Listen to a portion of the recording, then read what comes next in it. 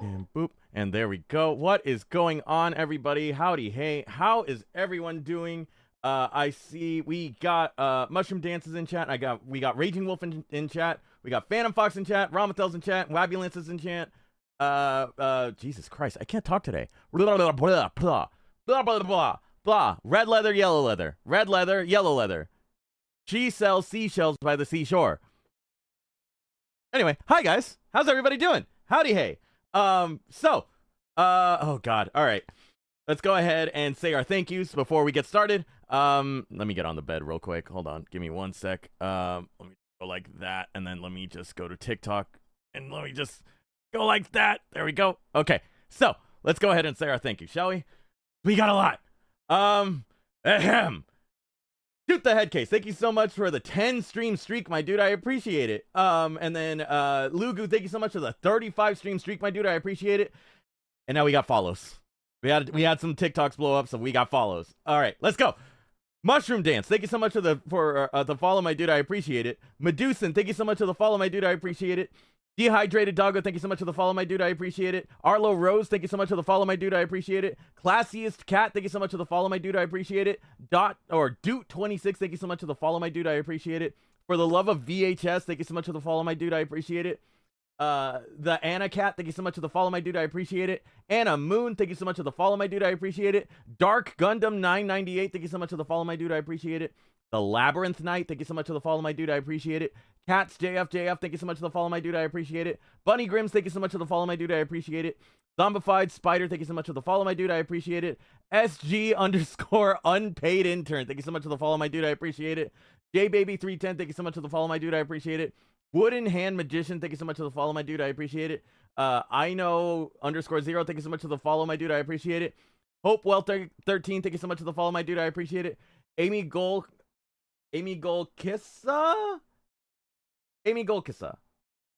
Amy, thank you so much for the follow, my dude. I appreciate it. Colleen Red 55, thank you so much for the follow, my dude. I appreciate it. Lax Bloodstone, thank you so much for the follow, my dude. I appreciate it. D-Chan Otaku, thank you so much for the follow, my dude. I appreciate it. Oh, Sylvia, thank you so much for the follow, my dude. I appreciate it. Jaded Junimo, thank you so much for the follow, my dude. I appreciate it. Lemon Zest, thank you so much for the follow, my dude. I appreciate it.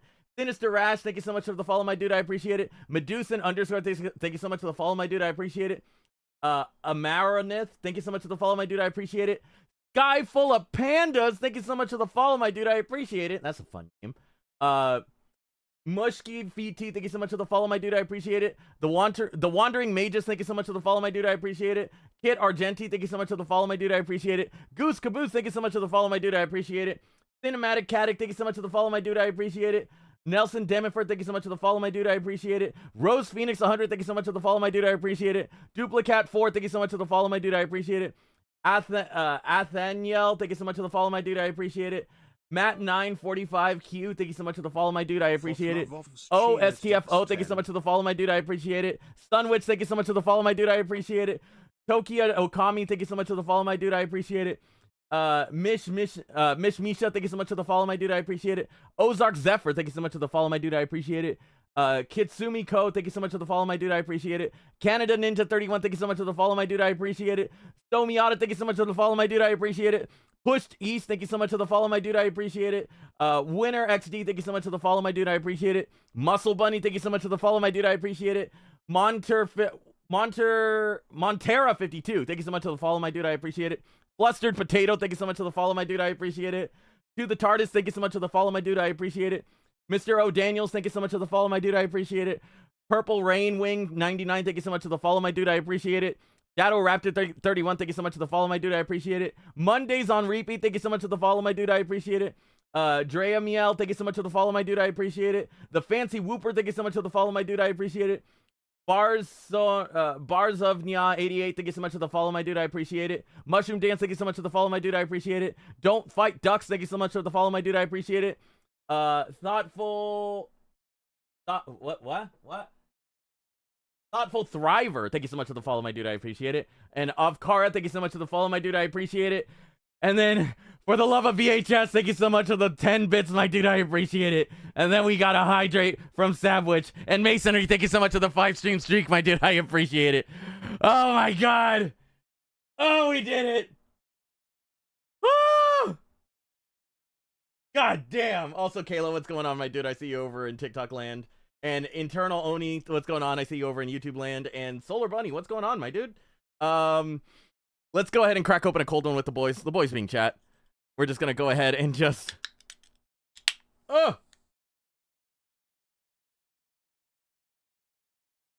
You do this to yourself? I don't follow me to make me read names. That's all you guys. It's like you guys like my videos or something. Also, Shoot the Head Case. Thank you so much for the 5 bits, my dude. I appreciate it. Happy birthday. It's not my birthday. All right. So, before we get to today's stuff, let's go ahead and look at the schedule real quick. So this week's schedule is going to be a little sparse, just because I need a recovery week. The last 2 weeks we've been going hard because of Resident Evil, and boy have we been going hard. So today we're going to be doing Date Everything as per usual. We're going to be reading the Cowboy fanfic as well. So that's going to be great. That's going to be fun. Everybody thank Ramithel for their contribution to the channel. And then tomorrow at 12 p.m. PST at noon, we are going to be playing some Street Fighter 6. It's going to be with Connor. It's going to be with AJ. It's going to be with Hubby. It's going to be great. It's going to be fun. So I found out that Hubby and AJ and Connor are all big fighting game nerds. So I'm down to press some buttons with them. Alex is out on Street Fighter 5, so we're probably going to get some hands on. It's going to be great. It's going to be fun. And then later on Wednesday at 4 p.m. PST, we are going to be playing Magic the Gathering. And that's going to be with Hubby and AJ again. And then we're going to bring in friend of the show and mod, that guy Gerald. So that's going to be great. That's going to be fun. If you guys are down for some Magic, we're going to be playing some Commander. It's going to be great. And then there may be a secret stream later on this week. I don't know. Maybe there will be. Keep an eye out. Keep an eye out for your notifications. Maybe I'll be online. Maybe I won't. We'll test some people's watch stream streaks. Maybe. We'll see. And then, yeah.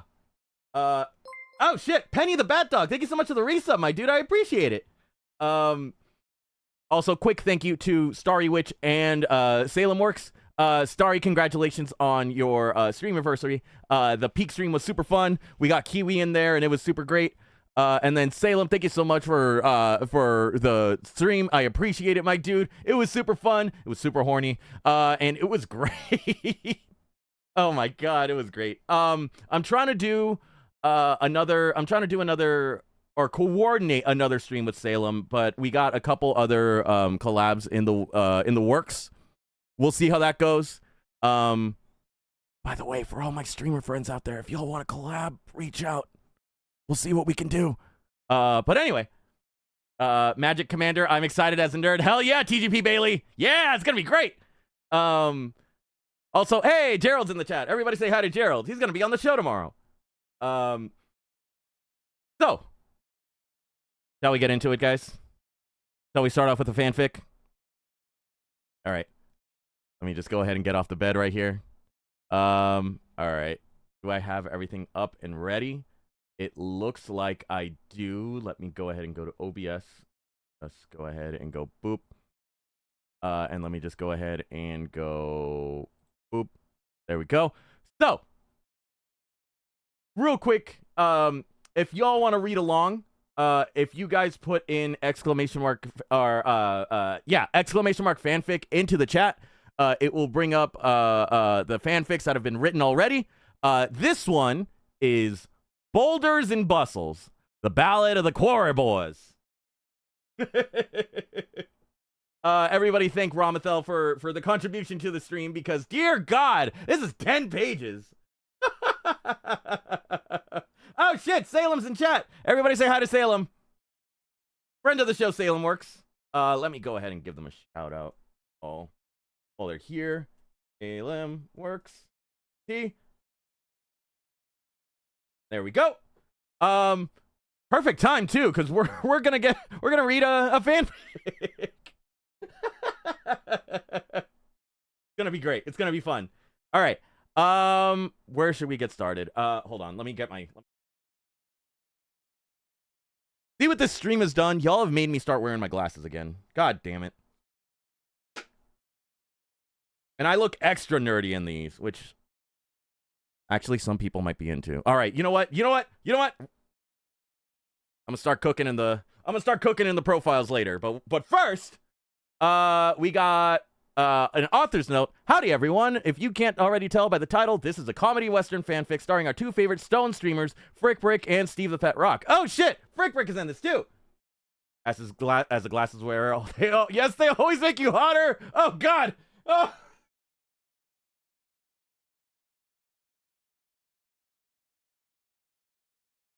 I'm normal about this. I'm normal about this info. We're just going to breathe. We're just going to keep going. We're just going to stone face this, and we're good. Okay. Actually, let me go ahead and give a shout out. Brick, since we're probably going to have a Brokeback now in a moment. Brick, and then, is that Hive? Yeah, Hive1. Thank you so much for the follow, my dude. I appreciate it. There we go. I have to wait long. Damn it. Okay. We'll shout him out later. If you're not already familiar with my work on Stone to Submission, to Date Everything, and Steve the Pet Rock fanfic, this will honestly be a good introduction. This is a very mild and spice-free short story I wanted to do for giggles and shits. Cue Steve letting out a breath of relief. Shut up. I don't know what you're talking about, Ramathel. You and Frick do so much gay stuff in this one? Really? Bandit. This is supposed to be saved for the fanfic. We can't just be exposing our stuff out in the wild. Not for free. Hey, don't get too relaxed too soon, Steve. You have a role to play in the story and you will like it. However, do so check out my full spicy Stone to Submission on my Wattpad if you wish to read about a rock getting rocked. Also want to take this time to personally thank Aqua, Frick, Brick, and Kiwi for trusting me and including them in this little project. I hope you like the roles I gave you. As for Steve, I can already do whatever I want with you at this point. I gave you that hole after all, and it ain't going away. Lastly, I want to thank all the collective viewers and my friends who begged me to write more, and those who contributed as a whole for Kiwi to have the honor of reading this herself. This community is awesome, and I'm glad to have found y'all. Now, without further ado, come on, round up the campfire and sit a spell while I tell the tale of the Quarry Boys, the stone bandits whose rotten luck ended up making them accidental heroes. I'm ready for the yowie! Salem, no! Hold on. Just gonna. There we go. There we go. All right, and then Error, thank you so much for the 100 bits, my dude. I appreciate it. This one isn't gay. Well, kinda. Oh, here's the thing. It doesn't need to be outwardly gay, right? It doesn't need to be outwardly yaoi, you know? We just need the undertones. We need like the prolonged eye contact. And we need the sensual moments between each other. We need, maybe there's hand holding if we want to get real lewd. But that's all we need, really. We need just a hint of fan service, you know? Also, we did, I finally got the shout out working for Frick. So, howdy hey. Oh shit, Frick is in chat. Howdy hey, homie. Everybody say hi to friend of the show, Frick. All right, shall we? The hot summer air hung dry as the sun cast her smothering rays over the barren landscape. No single breeze to scatter a tumbleweed or carry the dust of the earth. Amongst the vast yellowed lands was the only main trail for travelers to safely take between villages and towns of the Old West. They were to veer off the path, to take a shortcut to the hills unknown, they would be faced with the dangers of the natural world. So when Pebble Pet Steve once more whined about how his gravels were hurting and wanted to cut through the woods, his companion Big Brick Frick just about had it. The two sentient stone beings formed themselves to be called the Quarry Boys, a tag team of second-rate outlaws who sometimes succeeded in their attempts at thievery. They never tried to aim too high or too low when it came to making off with what they could. They weren't smart enough to try and be con artists, and they weren't quick enough on their feet with guns to rob a stagecoach or bank. So they settled into more petty crimes where they could.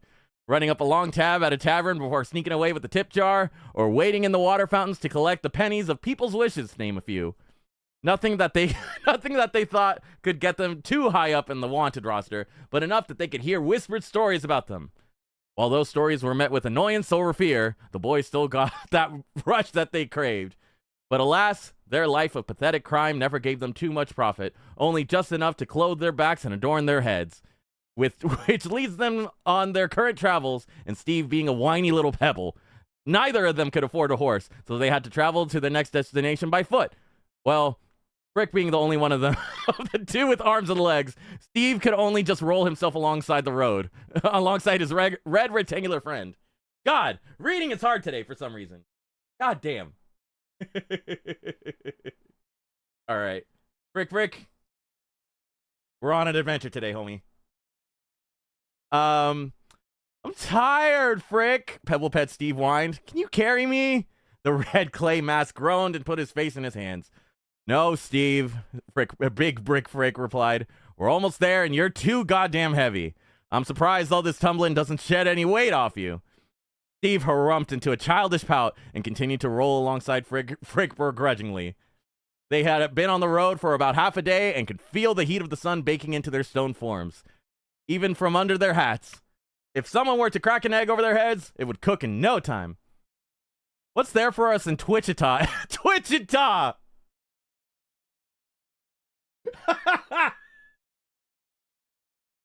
That's pretty good. That's pretty good, Ramathel. Stop flirting in my chat! Arcadia, stop flirting with Salem! No, knock it off! What's there for us in Twitchita anyway? Steve questioned. Last I heard, the town's broke. People are already leaving to go to Kickapoo. Soon, it'll be a ghost town. Frick's stride grew more perky as he listened to Steve's words. His form stood straight as his mouth curled into a smile, and he let out a confident laugh into the sky. Well, that's the beauty of it, Steve, Frick boasted. So many people are too worried about what they're going to do next, they ain't got to worry about what they have right now. I reckon we finally have the heist we've always dreamed about. Steve's googly eyes crossed as though he thought to himself long and hard. Stealing panties from unsuspected wives' clothing lines? Frick turned on his heel and faced Steve, annoyance carrying in his gaze. No, not that. I'm talking about a real heist. One with guns. The gray rock looked at his red clay companion dumbly. But we don't have guns. I know we don't. Frick cut himself off and closed his eyes in a deep breath, rubbing at his temples. You really are dumber than that box I pulled you out of. Steve sighed wistfully. I miss my brothers and sisters. I'll explain it all to you again when we get to town. Believe me, Steve, this is going to be the start of a new chapter for us. I can feel it. With a confident wink and the tip of his hat, Big Brick Frick continued his stride on the long trail to the crumbling town of Twitchita. Pebble Pet Steve followed confusedly in tow. The Quarry Boys didn't know what would be awaiting them when they arrived, but they were determined to finally make their mark and write their names in history. This is a biography. There we go. That's pretty good. That's pretty good, Frick Brick. That's getting pinned. Anyway, let me go ahead and take a sippy do because my throat is getting a little dry. Ha!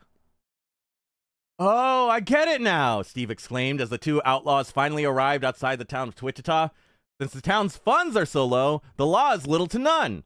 So even if we try and pull off something big, we can get away with it. Frick nodded as they continued their casual stroll into the main street of town. The town itself, while seemingly lush with impressive buildings and shops, was sparse of citizens as it appeared. As the duo walked and rolled down the street, they observed many things indicating a draining populace and declining of businesses. Only a few shops seemed operational, with the rest boarded up with signage or indicating it was for sale. Few horses were tied to posts outside of what clearly was the business with the most traffic. A two-story saloon with its doors open wide, letting the upbeat tune of a piano drift through the street. An enticing invitation for any passerby to enter and enjoy a drink. This is going to be so easy, Steve, Frick confidently assured his friend. The plan is simple. I can use you to knock out the gun shop owner and take a few pistols for myself, and then rob the banks of all their cash before supper. And no law gonna be in the way. We will now be real bandits. The duo joyously laughed and tipped their hats to each other as they continued their stroll down the street. However, their early celebration was quickly cut short when the town's bulletin caught Steve's attention as they passed. His googly eyes grew wide as he halted in his tracks. Well, Frick, the Rock mused, I think we already are. He indicated to Frick the large board before them. When the rectangular being turned his eyes to the board, he gasped in awe. Posted on the town's bulletin was a collection of wanted posters of known outlaws and fugitives. Many of the duo have seen before, along with their steep reward sums. What really grabbed their attention was a new addition that they had yet to see. There on the board were two individual wanted posters of them. Both the pictures were sketches, but they had the Stone Boys' likeness to a T. Each of them offering individual rewards with, of course, these dreaded three words. Dead or alive. The two of them stood still for a moment in silence as they looked at their wanted posters before Frick grinned wide. I can't believe it! We made it! He rejoiced. And look! My reward is bigger than yours! A whole $5! Steve looked to his clay companion in aghast, his eyes clacking in offense. Are you insane? Steve interjected. Now we officially have a hit out on us. The law and bounty hunters are going to be out looking for us. Frick waved off Steve's concern with a huff. Relax, Steve. I don't see anyone coming all hell and high water for a measly $7 for the two of us. He put his hands on his sides and looked again at the posters. On second thought, can I turn myself in?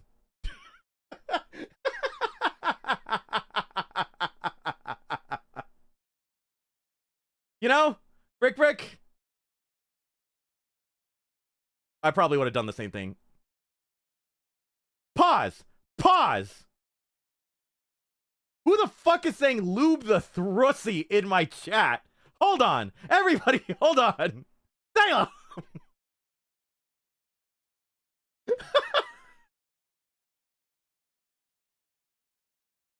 I look away for all of 5 minutes. And y'all are getting lewd in my chat. This is a wholesome story. We are being wholesome here. But no, y'all want to be horny. And you know what? Hold on. Where is... Okay, let me hide that. Do you know what I got? So, you know how I have the chancla for Leon, right? But listen, fuckers. We are reading a wholesome story. It is wholesome as fuck. There is no nudity. And if y'all can't stop being horny, you know what I got for y'all?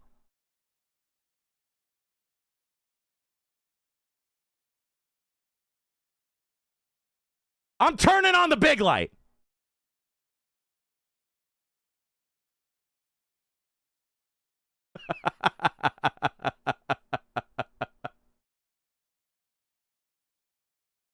So we're going to relax, right?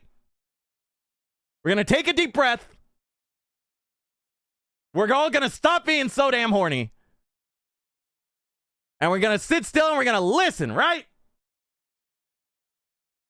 And if I even see any of y'all talking about thrussies or flirting or being any kind of lewd, even hand-holding, bringing back out the big light.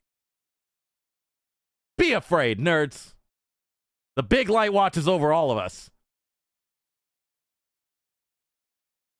Big brother, big light is watching.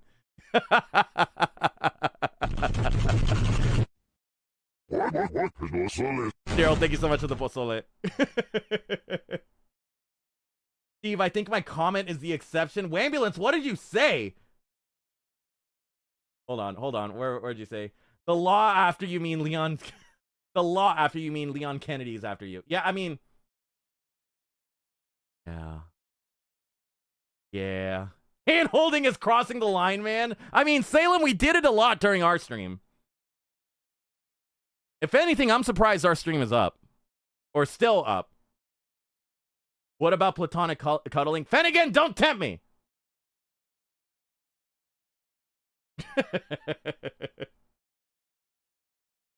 You're the exception. No, you!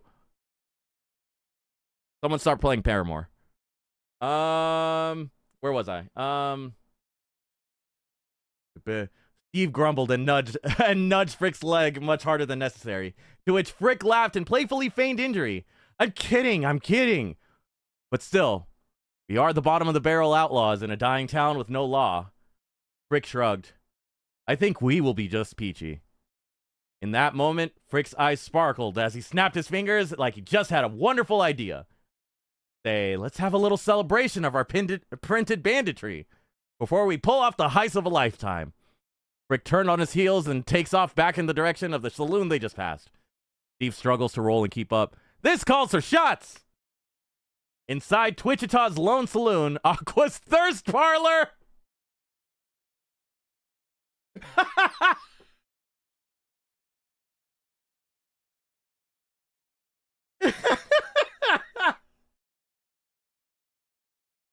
Dear God. That's pretty good. Also, Gerald, why did you pin yourself saying lube the thrussy? Also, let me shout out Aqua Mice, friend of the show. Aqua_Mice. There we go. Inside Twitchita's lone saloon, Aqua's thirst parlor, the Quarry boys hung in the back and hidden away in the table by the piano, enjoying the merry tunes as they laughed and knocked back their rounds of whiskey. Rick strikes me as like a beer guy. But anyway, Frick was the only one of the group with an actual mouth and taste buds to drink the liquor. Steve could only pour it on himself, feeling the alcohol coat his grains. Excuse me, Salem said it? Yeah, but you pinned it. Where was I? Oh no, I lost where I was. Regardless, they were enjoying themselves quite immensely. Everything seemed to be looking up for them, as they thought. That was until a familiar figure stepped inside the saloon. A dark presence that seemed to snuff out all light from inside. The boys turned their attention to the newcomer and immediately felt like they would crumble to bits right then and there. Dressed head to toe in magnificent black leathers and ornate silver pistols on either hip, stood a woman with eyes as green as emeralds. Her long, flowing hair brown like the richest chocolate. As her eyes scanned the saloon, the stone duo dropped to the floor to hide under the table. That can't be her, can it? Steve whispered in a fright. What is Quick Draw Kiwi doing here? This town ain't big enough for her, Hunts. Quick Draw Kiwi was a renowned bounty hunter in this parts of the West, known for her quick and accurate aim with her famous pistols. Few were lucky enough to survive with 9 fingers attached before they could draw their own weapon. Much more were less lucky enough to lose their lives. Kiwi had a reputation for taking the wanted script as a challenge. Those she turned in alive were the few who lost a finger. Frick shivered at the very thought of losing any one of his appendages before sneaking his head over the table to watch Kiwi as she approached the bar. Then he caught a glimpse of it. A shiny and polished silver star badge adorned her jacket, the word Sheriff carved across it. He gasped and returned to his hiding place next to Steve. She's the damn sheriff! Frick quietly panicked. She's a bounty hunter! She ain't no law! There's no way! Unless... Frick took a moment to think over absolutely everything he knew of Quick Draw Kiwi and the crumbling, lawless town that was Wichita. Hold on, let me go ahead and shout out Kiwi too while we're at it. The Grand Lynn. Go. There we go. It has to be a trap, the clay brick theorized. The rumors of the town being lawless to draw criminals, all just to snap the rumors of the town being lawless to draw criminals, all just to snatch them up easy. But that doesn't make any sense as to why Kiwi's their sheriff now, Steve replied. They don't have the money to pay her, let alone someone as good as her.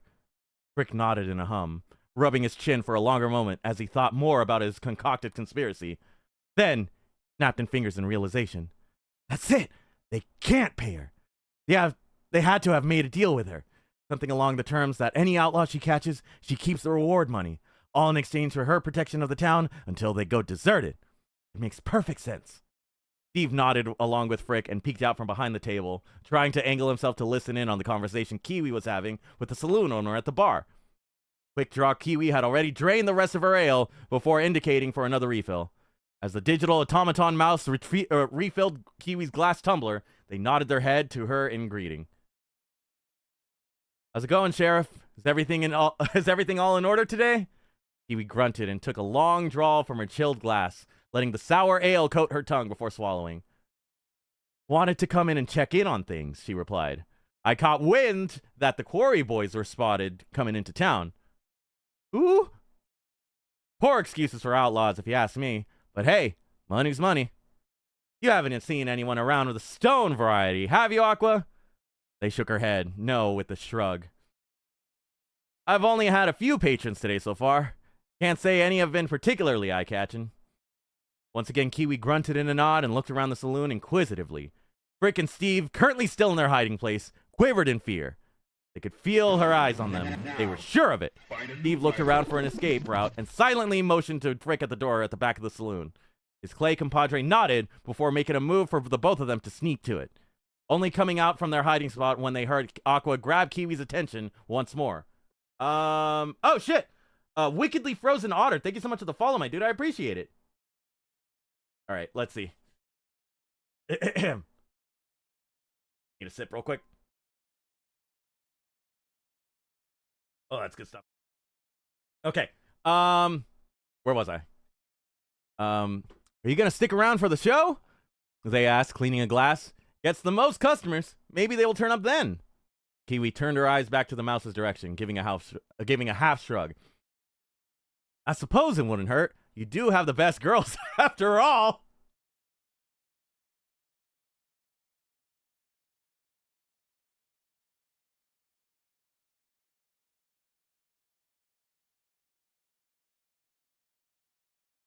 Ramethel? I have one problem with the story so far. We all know that Kiwi would fold under the pressure of looking at girls.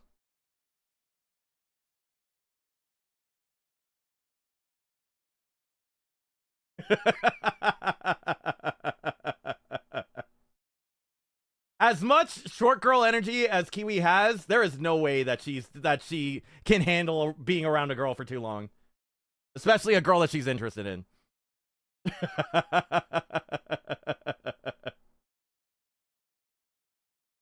She would beat your ass 9 ways from Sunday. Yeah, she would. Speaking of girls, the mouse groaned. I haven't seen them show up yet today. Probably check to see if they came in through the back. Kiwi nodded with a salute of her mug before drinking more of the amber liquid. More customers were beginning to filter in through the doors and take their seats at some tables. Aqua looked at their watch and swore, exasperated at the influx of patrons wishing to order drinks when they needed to check in on their dancers. Damn girls better be ready, or their ass is mine. When the quarry boys successfully managed to sneak past to the back door, they had hoped it would lead to the outside of the building. Instead, they were met with a sort of makeshift dressing room, complete with mirrors, racks of dresses, corsets, and feather-plumed hats. In the midst of all the frilly chaos, they spotted another door. This one had to lead outside. Frick ran up to try it, but it wouldn't budge, like it was locked from the outside. Damn it! Frick exclaimed. We're trapped! What are we gonna do? Steve whimpered. We can't go back out there with Kiwi still out there. He will see us.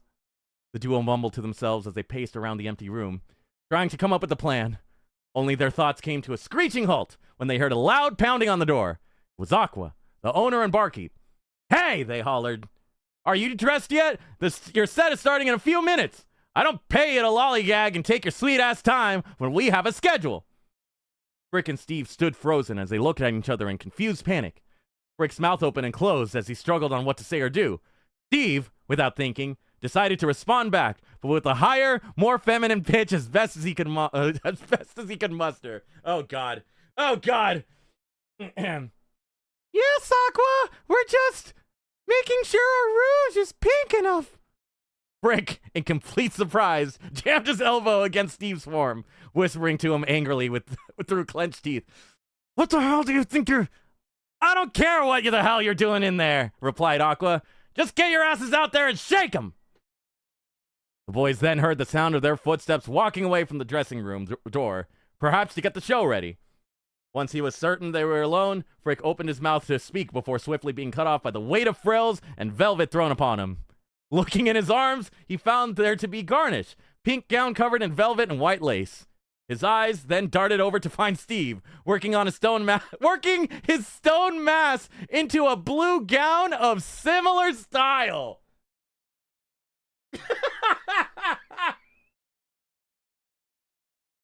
Yeah! We're getting Femboy Steve and Femboy Frick. Oh God, Frick and I need to come up with drag names, don't we? I am really mad that Carnage Asado is taken. I am so mad. I came up with that when I was like 12. And I was like, surely this name will come into use later. And then somebody took it out from under me.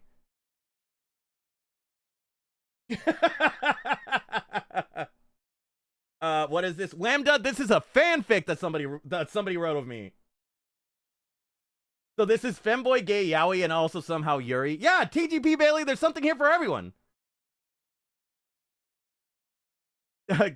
Steve, Kiwi says it's on site at the Chili's car park. Damn right it is.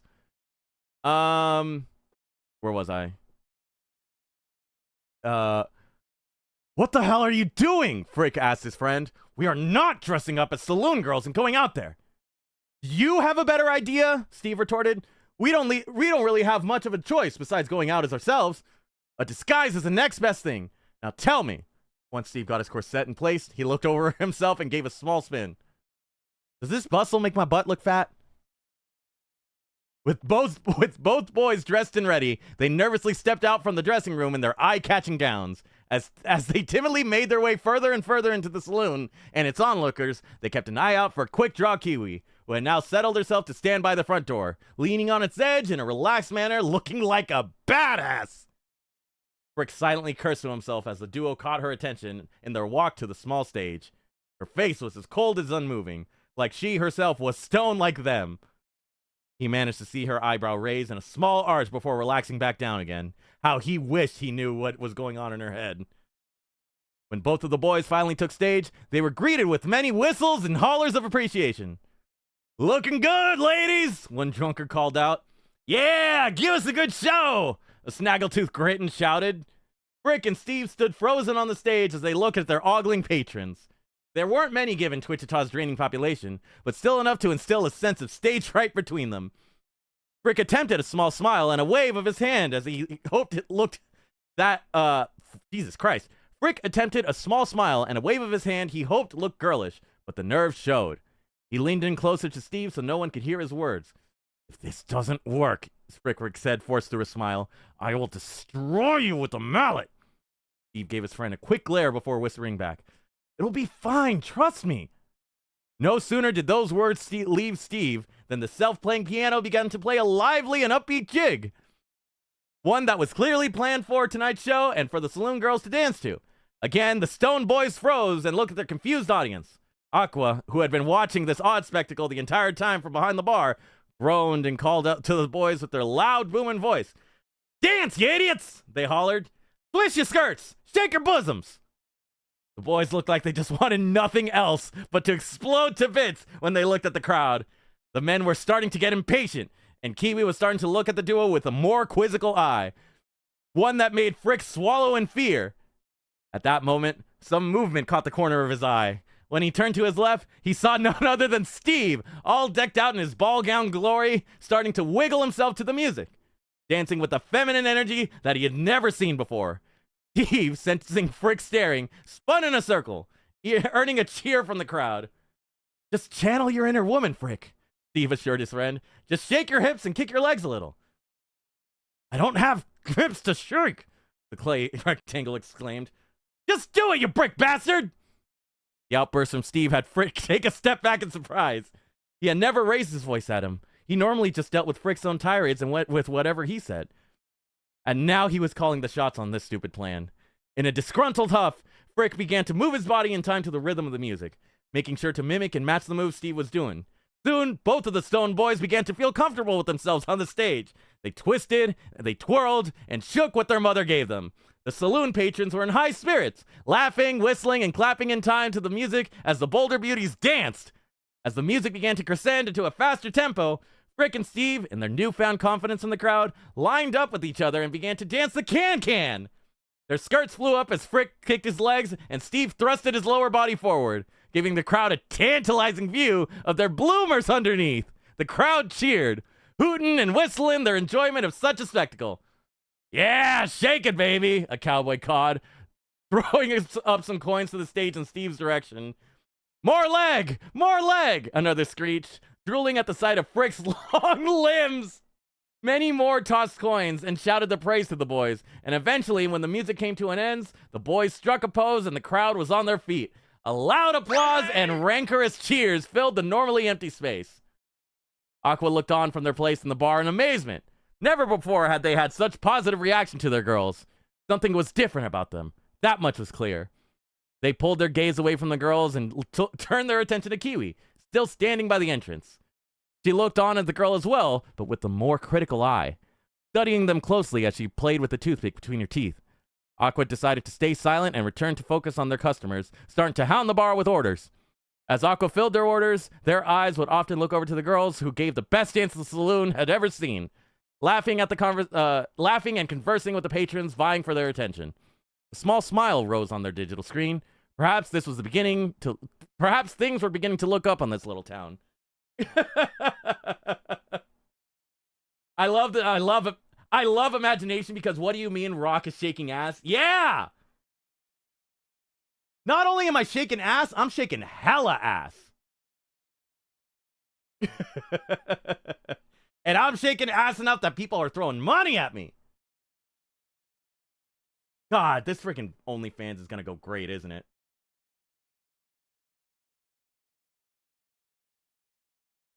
Steve, can you shake ass IRL? I need ass to shake before I can shake it. Your boy is built like Mike Wazowski.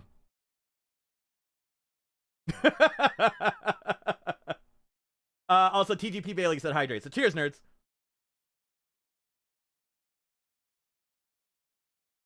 Do squats? The fuck do you think I'm doing, homie? I'm working on it. Your boy's doing squats. Your boy's doing leg workouts. Boy's doing kegels. Sounds like a personal problem. Cozy or hubby, just because you're dummy thick does not mean you could rub it in. Okay? I thought we agreed on this. Workout stream with Steve Wen. Salem, how do you... That might be the most disappointing stream you've ever seen in your life. Y'all are going to look at what my PRs are, and you're going to be like, oh. Yeah. He can lift 2 apples and maybe a banana. Not my best work, but I'm throwing spaghetti at the wall. Potential drag names for Steve. Brand Knit, This Stone of a Down, Stoniana Grande, and Chesty Boulders. God damn, Chias! We're cooking. We're cooking with these names. Nah, I'll do it with you. And you know, I'll get back to you on that, Salem. Plank until failure?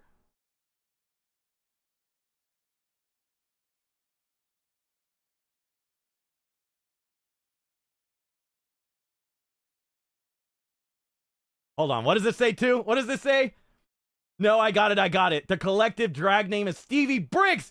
Damn, that's good.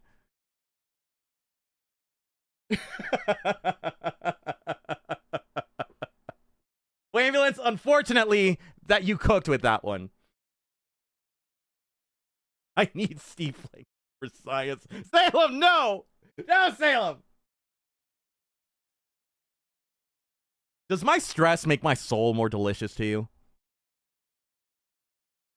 Anyway, after their initial performance, the Quarry Boys found that their little stunt made it much harder to sneak out. They were hounded with attention and flirtations that at first freaked them out, but soon made them feel warm inside.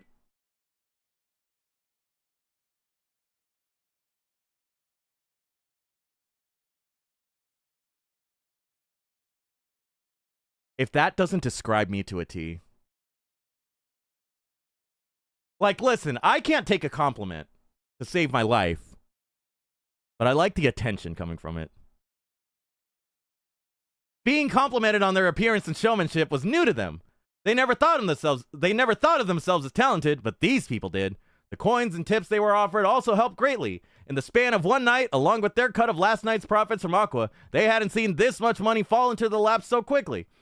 So as both of them sat in their shared bedroom upstairs, their heavy dresses hung up to air out, they awkwardly thought over everything for that night. Well, Rick began, that was surprisingly fun. I can't believe we managed to fool everyone like that. Right? Steve smiled. And look at all this money we got in just one night. Who would have thought men were so simple when it came to women?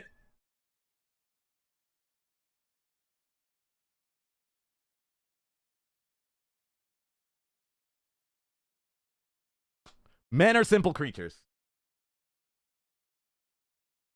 This we know. Frick laughed with a great nod as he fingered through their new stash. After a moment, he paused in his counting and looks about their new digs with a deep breath. You know, he pondered aloud. What if we kept doing this? Being saloon girls here. I mean, the money's good. We finally have a bed to sleep in with the ceiling over our heads, getting a cut of the profits and keeping all our own tips. Kind of sounds better than being terrible bandits with nothing to show for it. Steve suddenly let out a huge sigh of relief that made Frick flinch. I'm so glad you think so too, he said with a smile. Because Eustace the pig farmer asked if he could have supper with me tomorrow, and he's just so sweet I couldn't say no to him. He offered me a whole $3.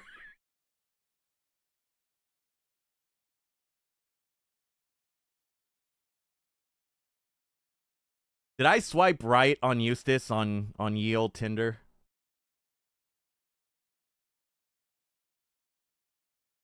Let's be honest, it's probably ye old farmers only. He opened his mouth to tell Steve what he believed Eustace's intentions were, but seeing his friend so happy and his plastic eyes sparkle in excitement, he didn't want to ruin it. So instead, Frick chuckled and playfully nudged his pebble pal. Then it's settled, he mused. We dress in drag and be the Boulder beauties of Wichita. Over the next few months, the boys' new change in lifestyle proved fruitful. With their impressive dancing and irresistible charm, talk of the Boulder beauties of Wichita spread far and wide over the West. Many men and women traveled miles and miles to catch a performance and have the chance to meet them. Boys became town celebrities and were the forerunners of tourism in their little town. And with the wave of tourists came an impressive bout of revenue. Those tourists were impressed with the quaint little town, and many of them decided to call Wichita home. With the rise of population, businesses began to boom. Many people of the trade turned to Aqua in partnerships and business dealings. From this, Aqua was soon voted as the town mayor of Wichita, given their namesake expertise in the management of funds and diversifying their assets throughout the town. They became trusted and beloved faces of the community, much like the stone beings formerly known as the Quarry Boys. The town was rebuilding and growing thanks to their flouncing skirts and blown kisses.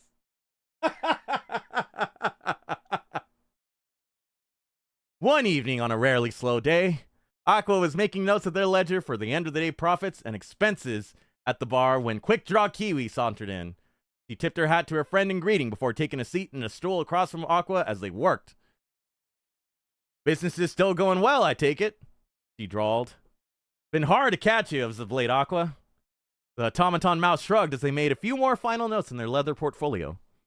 Between being in the office and managing my new employees here, I've been kept busy. They sighed tiredly.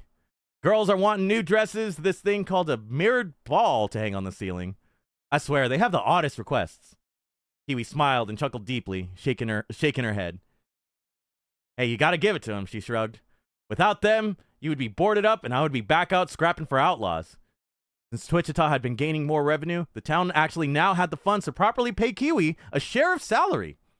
And for some negotiations of her pay and the playful threat of a gun barrel, she playfully agreed to put her bounty hunting days behind her and take up the badge full time. Aqua smiled before pursing her lips and thought for a moment. Looking behind their shoulder to be sure both of them were alone, they leaned in towards Kiwi in a whisper. You do know they're actually the Quarry Boys, right? They inquired. That they just showed up here and have been trying to pass as saloon girls. Kiwi immediately sat up straighter and nodded confidently. Oh, absolutely, she replied. I knew it was them the moment they tried to dive behind that table back all those months ago. Can't believe they thought they could fool me.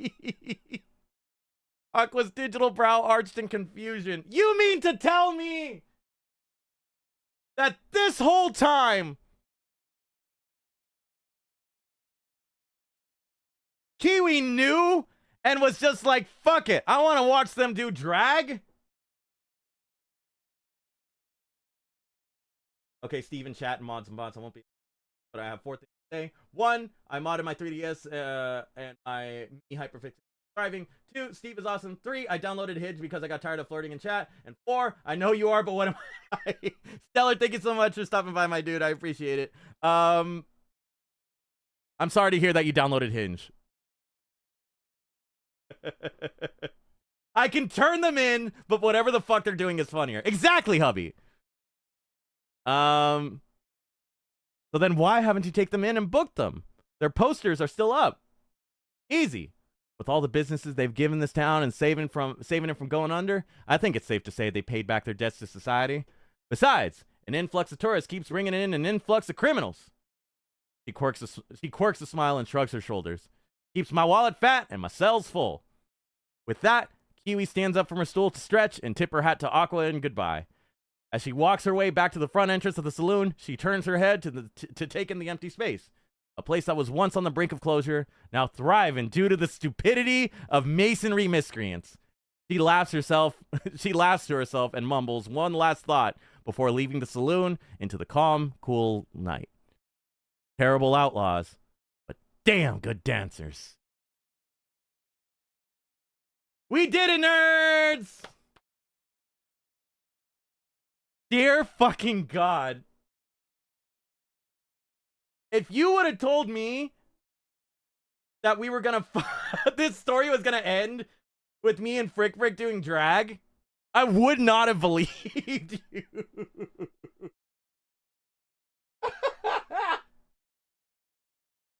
Oh my God. Kiwi's only critique was that she didn't kick your ass more. Well, she's gonna make up for that when we go to Chili's.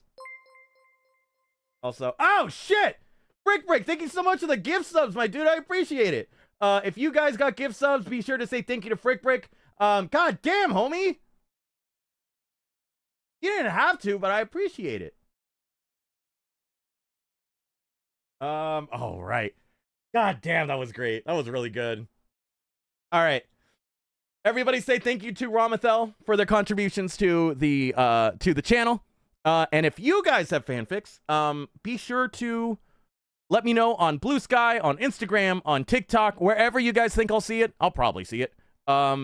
Just like mention me, or like if you guys have a way to send me the link on either Wattpad or AO3 or wherever, and as long as it's Twitch TOS friendly, I'll read it out on stream. And if you guys want to read this for yourself, do !fanfic in the chat. All right, shall we get into the game, nerds? Where's my damn Oscar? All All right, let's hide these, and then let's get into the game. Boop. Oh, I still have my glasses on. I don't need these. Bromathel is the messiah of pet rocks? What?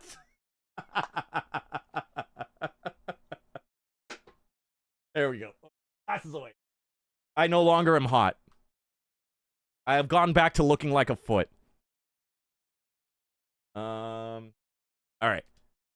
Come on, controller. Controller? Controller? Controller! Controller! Are we gonna have to mouse and keyboard this? I guess so. No, keep the glasses. Raging Wolf, no! The glasses are only so I can look hot. I need to save the glasses for when I'm in the back of the coffee shop reading Jane Eyre upside down and looking mysterious. And besides, I got the tattoo now, so frankly, it's gonna help even more. You know what says hot and sexy? Glasses and a tattoo. I could be reading Green Eggs and Ham, and I would still be looking hot.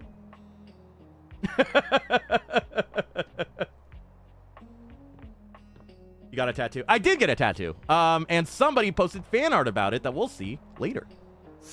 All right. We got 2 charges. Who are we talking to? Let's go ahead and talk to tattoo of fucking nerd thing. Damn right it is, Midnight Hag. Because here's the thing.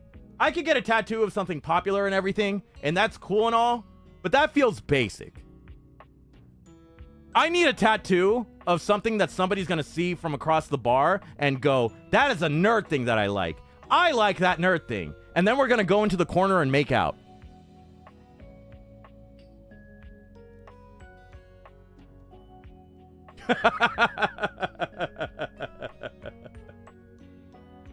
Hotness depends on what shoes you're wearing, to be honest. I still have Warped Tour shoes. I still have the Vans.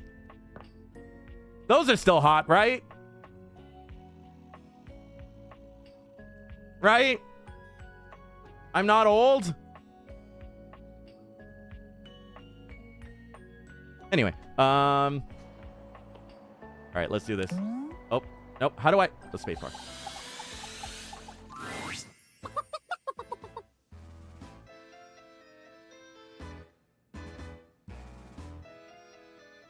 Mr. Cluckles, I will drown the entirety of chat for you. And I will make eye contact with each and every one of them just to be sure that you get something to eat today.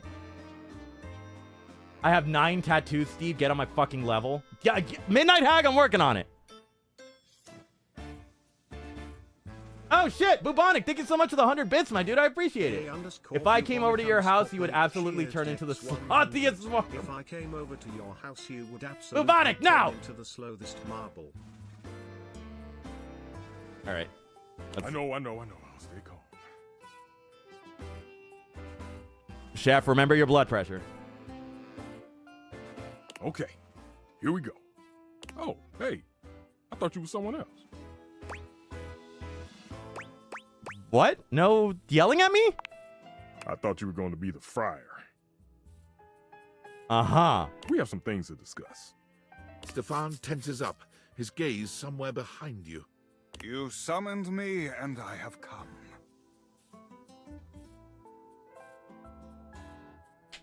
All right, nerds.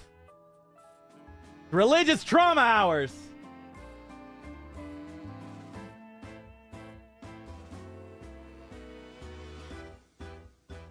Good night, Steve. It was nice to see you after a few solid laps around the courtyard. Kayla, thank you so much for stopping by, my dude. I appreciate it. Oh, brother, this guy stinks! religious trauma and eating disorder hours. Damn right.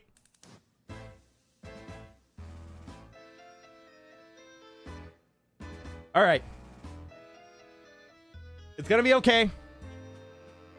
We're all past our religious trauma, right?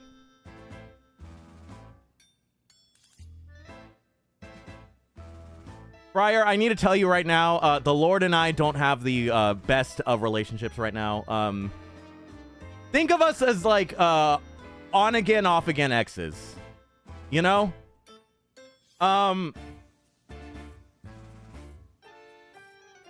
Like, we're not gonna actively seek each other out, but like if we're having a lonely night, you know, and we just need to feel something, so maybe we'll hook up, you know?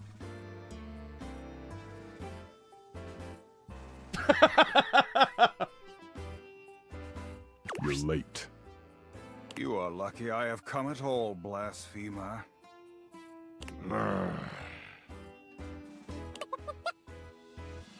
I know. Deep breaths. I feel like I'm watching an enemies to lovers yaoi happening right now. Wow, look at you keeping your cool. Shut it! Wait, Liam O'Brien? Damn right, Salem. Back off, he's mine. Me first. You can have my sloppy seconds. State your case, quickly. What the baby meal for you? Son serving himself?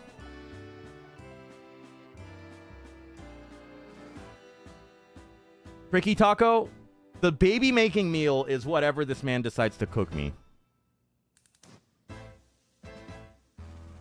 He could be making me Kraft mac and cheese for all I care. And I'll have his babies. Look, I heard you've been talking a lot around the house about air fryers of the wave of the future and blah, blah, blah, blah. Blah, blah, blah. You would hand-wave the gospel of convection? I'll do it too. Blah, blah, blah, blah. Fine! You're trying to replace me? Fomenting mutiny behind my back? Just as long as you get eaten too, Sam. No! Oh no!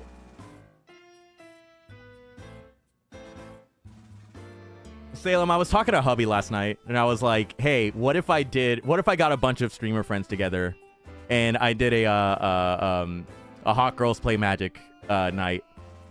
And then I realized, no Magic is gonna get played. I'm just gonna get bullied.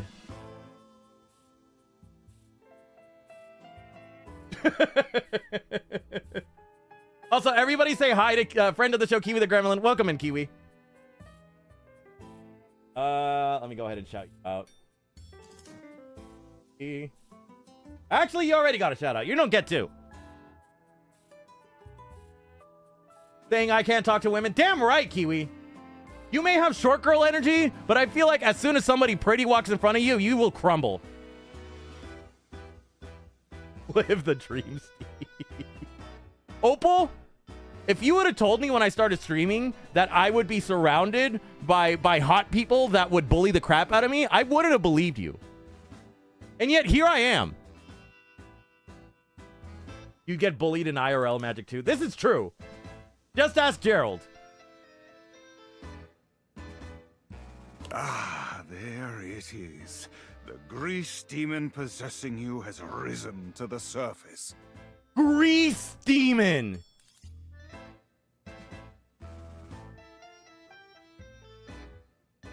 My Catholic trauma is finally acceptable. Oh no, Jayas. But you secretly love it, Steve. Admit it. I mean, I didn't say no, Tricky Taco. I'm just a boy, you see.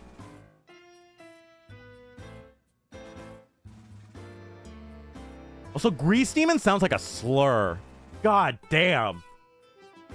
The what?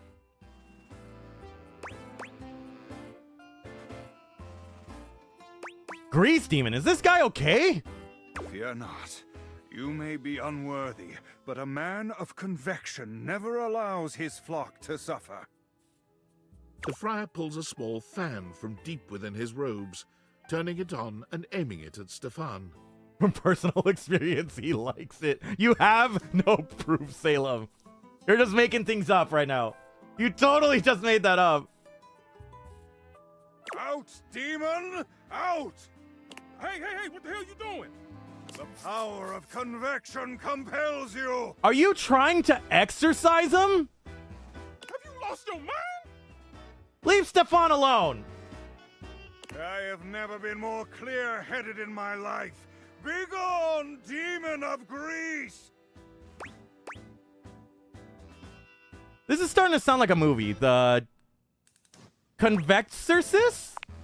I cannot leave this stove to his suffering. Boo!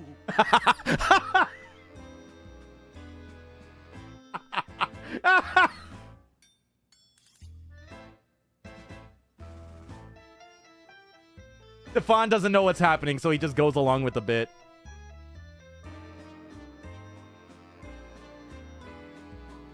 I feel that, homie. I feel that so hard. Improv your way out of the situation, Stefan. Come on. I believe in you. It is I, the grease demon. Friar Errol rears back in shock, holding the fan out in front of him. He looks absolutely terrified. Back, demon! I order you to leave this stove. Out! Out! He blows the air directly into Stefan's face. Stefan looks at you, then back at the friar. Oh, no! My greatest weakness! A light breeze! I've had it. I'm getting out of here. It's me, the grease demon, signing off. I'm really leaving now. Ooh, ooh, ooh. No, yeah, I'm sold on Stefan. I'm sold. Here's the thing. He's big and mean, but he commits to the bit. And if the bit he is committing to is me, then sign me the fuck up.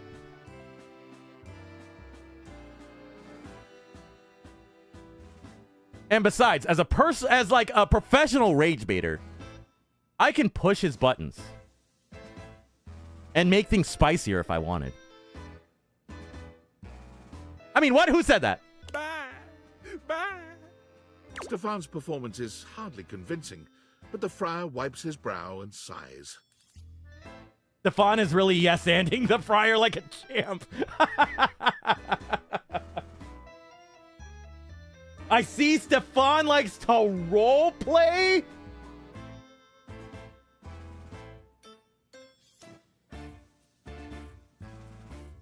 Tricky Taco, are you imagining Stefan being like, oh no, step bro, I got caught in the washer and I can't get out?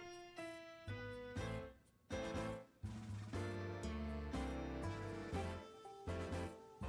that what you're thinking, Tricky Taco?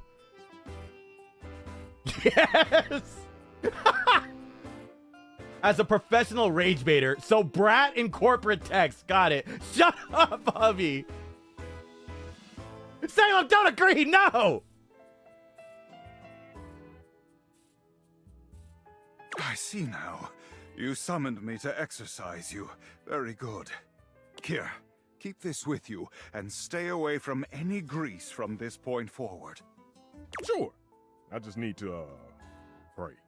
Stefan holds up the little fan with a strained smile. Excellent. Be well, and may you always walk in his currents.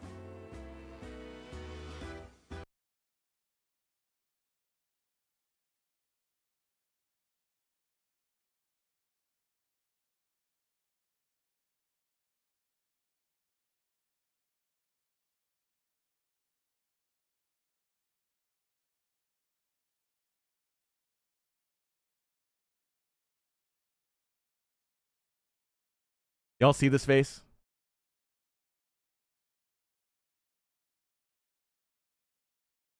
This is the face that I have gotten many a time. Whether it be on a date, whether it be hanging out with friends, whether it be at family reunions. This is the face of, oh God, He's saying something stupid, isn't he?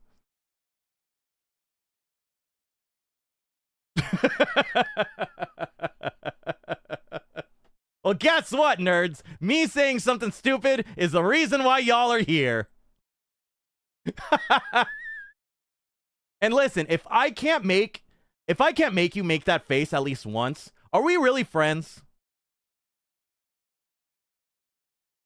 Are we really partners? Are we really family? As soon as the friar leaves, Stefan exhales loudly.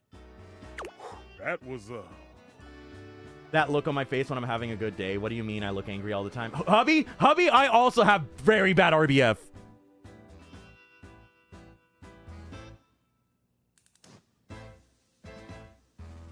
Like I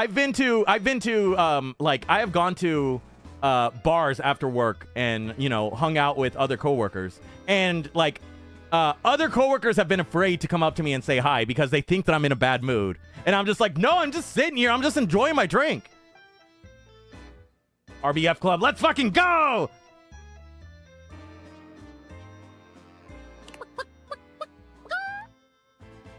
I got fired because of my RBF once?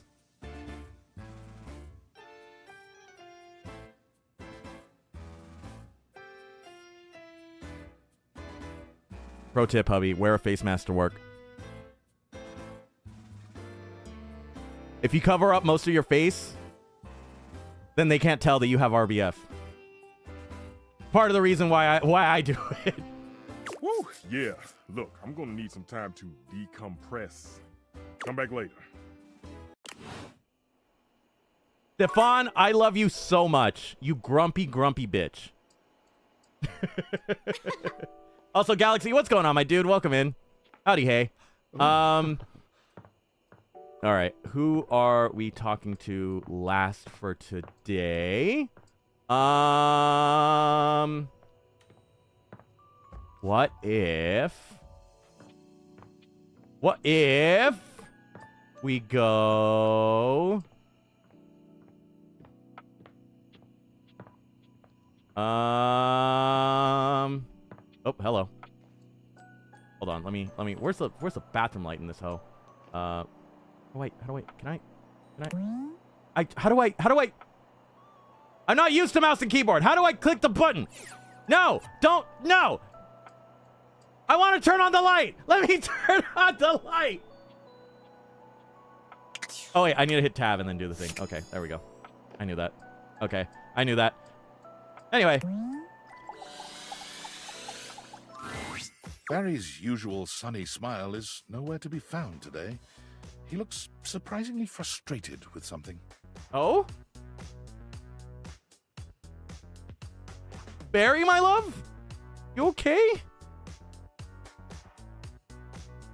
Would a quesarito help? Would cuddling help? A kiss on the forehead, maybe?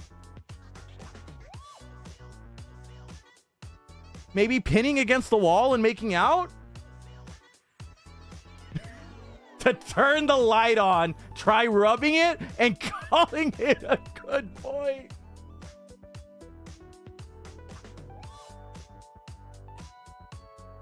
Hobby, no!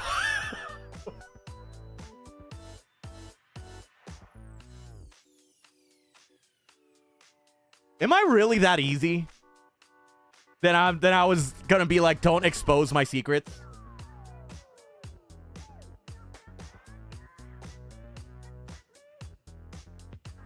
Next, Salem, no! Salem, you don't need that kind of disappointment in your life coming from me.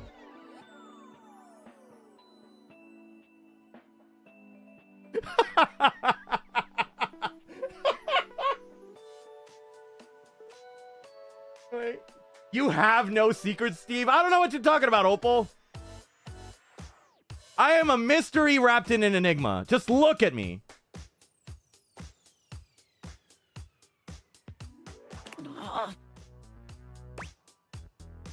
Something wrong? Oh, hello, sweetie. I'm afraid you've caught me at one of my rare inopportune times. Ready and able as I am to be available at the drop of a hat. Why do they drop hats? Never questioned that one. No, wait, hold on. Hold on. You might be right about that, Barry. Hold on. Why do they drop hats? I'm down bad for that Shadow. Vanek, we already talked to the Shadow. We already finished the story. You know how sometimes you just accept a sentiment and face value, and then suddenly one day you realize you have no idea what it means, and you just said it because people have always said it?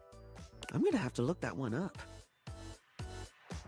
Literally on break, I'm going to look up why it's called At the Drop of a Hat. Now you got me thinking, Barry.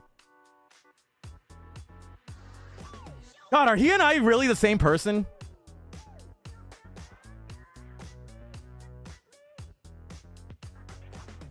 Is this why the sex is good? Focus, Barry. Right, quite right you are, hon. Actually, that's the sticky issue keeping me all too occupied. What? Sariana Rose, thank you so much for the 10-stream streak, my dude. I appreciate it. You know how we were talking about my useless brain having more holes in it than a natural sponge? I think your brain is very useful. Okay, Barry, we just need to focus it every now and then. You just need help controlling it every now and then.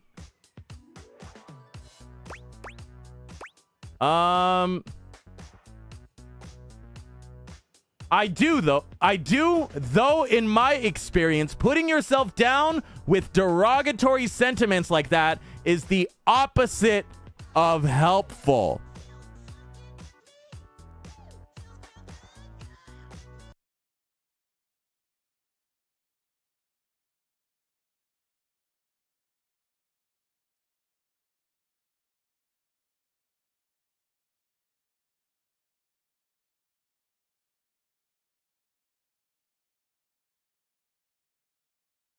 You hear that, fuckers?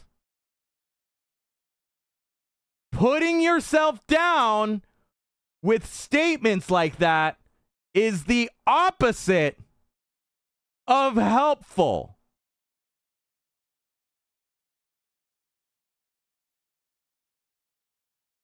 You too, Steve. Shut up!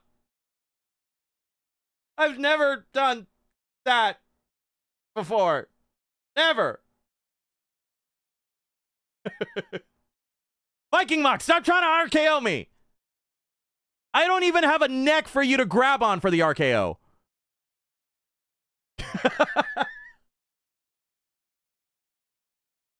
Liar. You have no proof, Salem.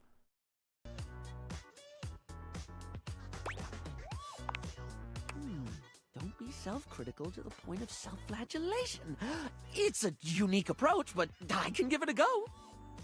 Now, I've been taking the advice to start writing things down so I don't forget them. Look, the first thing I wrote about was you advising me to start writing things down. You're a bottom. It's a bottom thing to do. Salem, I thought we agreed that I was a submissive pleasure top. I thought that's what I got peer reviewed to do. Or to be. That was my government assigned position.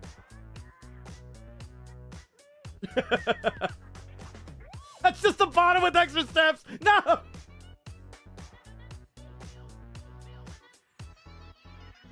I even remembered to use yellow eyeshadow to highlight the important things. I love him so much. You know what? Let's use some poise. At least, I think it was yellow? Wait, no. It was orange. Oh, for the first thing I attempt to try and organize my thoughts, and I make a bigger mess than my first 15 attempts at contouring. Barry. So this is what we're going to do, Barry. You're going to go ahead and go back to your little notebook, right? And you're going to start writing things down. Except I'm going to come up behind you. And like Patrick Swayze, I'm going to use my hands over your hands. And then together, we're going to collectively write in your notebook. And I'm going to help you remember things. And there's going to be really cute romantic music playing in the background, right? And Whoopi Goldberg's going to be there. It'll be great. It'll be fun. I promise. You're right. Yes, you said orange before, but it's yellow now, and that's okay. That's okay? When you have a thought like that, it might help if you try and stop yourself to ask, does this serve me? I'm not sure I follow. Does it serve you to beat yourself up over using a different color than you planned? I did remember to do that at least, yeah. I can't believe he missed that one. Oh, no! Oh, no! What did I miss? But also bottom?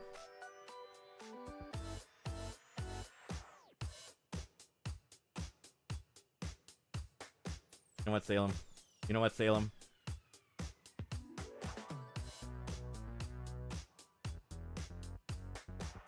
Forget it. I was going to time you out, but I can't figure out how to do it.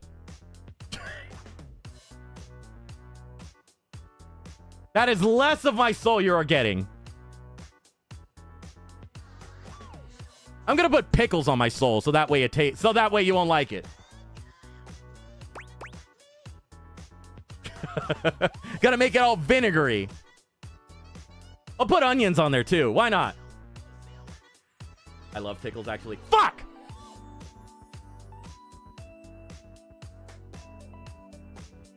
It's okay, Steve. If we suck hard enough, we'll get it out of you. It'll be like sucking a Go-Gurt. You didn't do anything wrong. You did it differently. But you still did the thing. Yeah, I did the thing.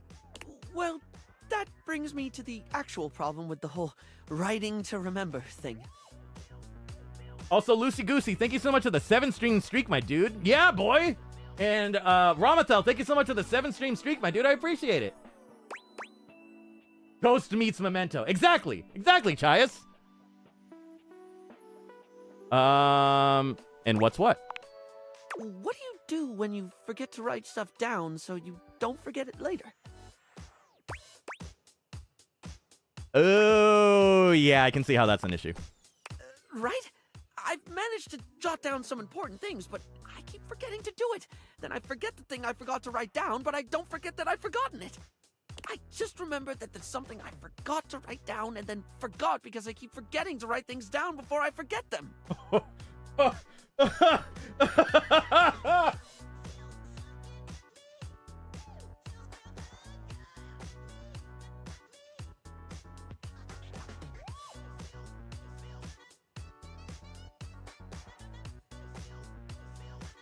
You guys ever play a game and you find that one character that you relate a little too hard to? And then they say a line that is like them throwing a brick at you?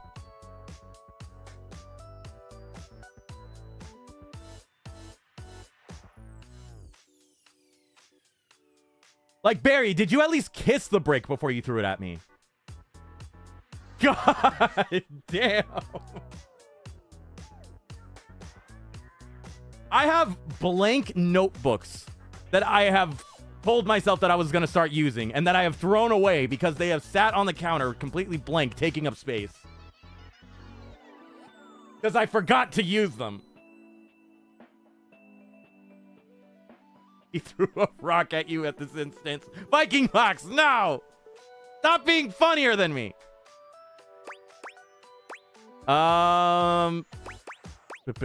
Okay, let's focus on the positives first. You've still been writing, even though you forget sometimes. Has it helped? When I remember, it really has.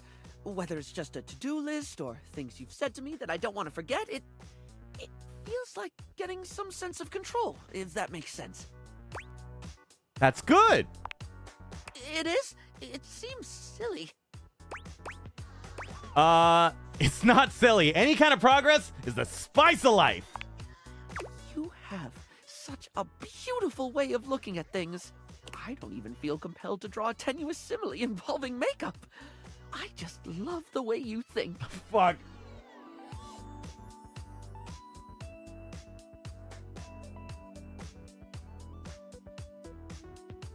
if you listen closely, you can hear the endorphins shooting off of me after receiving a compliment.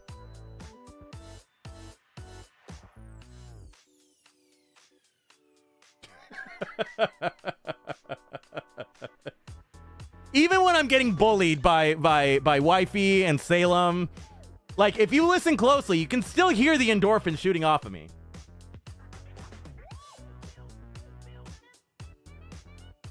Steve, you are beautiful and worthy. Shut up, Ramathel. Shut up, Pa. I care about you, and I'm proud of you for working on this.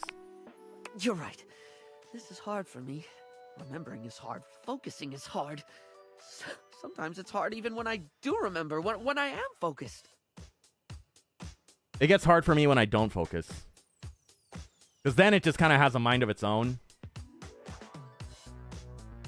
And sometimes it just, you know, I'll be hanging out and then in my pants I'll just hear, hey, guess what?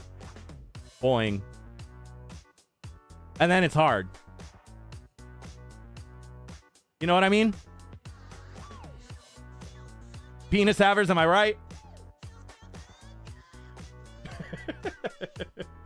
Steve, you are not only a light in this chaotic world, you promise so much laughter and fun to many. You're wonderful. Shut up, Arcadia. Ah!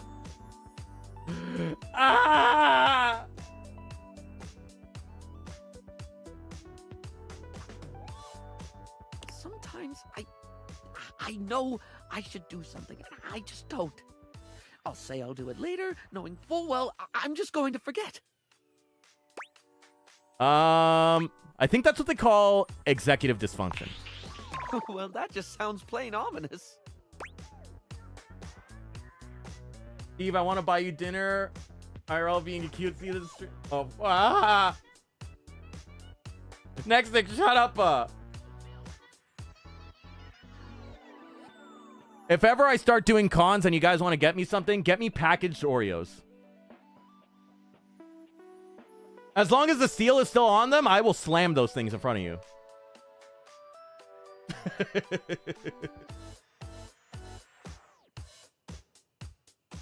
Noted. Oh, God, Salem, no!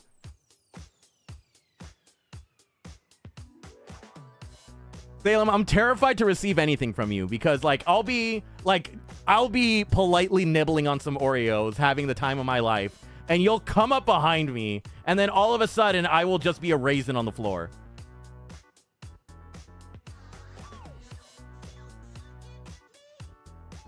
As opposed to free-floating Oreos. Yes, Ambulance, as opposed to free-floating Oreos. Because you never know what somebody can put in free-floating Oreos.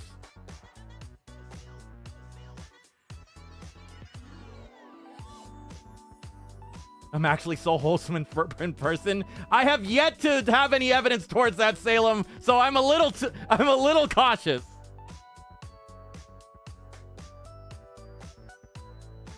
But if ever you come out to the LA area for a con, let me know. I'll drop by and say hi. Anyway, it just it just means you have trouble starting things sometimes. There we go. That was the line that I completely forgot to read out until it was too late. Hi, Steve, my favorite little fizz gig. What is going on, FBI? Welcome in, my dude. Break Oreos. No, Ambulance. That's why we're trying the note-taking thing, though. Oh, like hair conditioning for the brain. Sure. Just conditioning works in this context. Yes, hair conditioning for the brain. I think I understand now. Sure. You know what? Sure. Sure. Now, find a new rival. Also, Mini Moon Moth. Thank you so much for the follow, my dude. I appreciate it.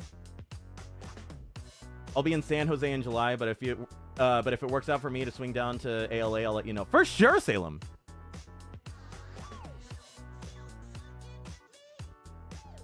Oh God, San Jose is far, but it's not like incredibly far.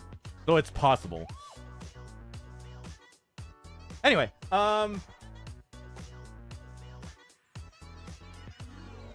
right. I have a question for chat. Let me go ahead and make a poll for it. Poll. We're gonna go conditioner, regular, ooh. Ooh.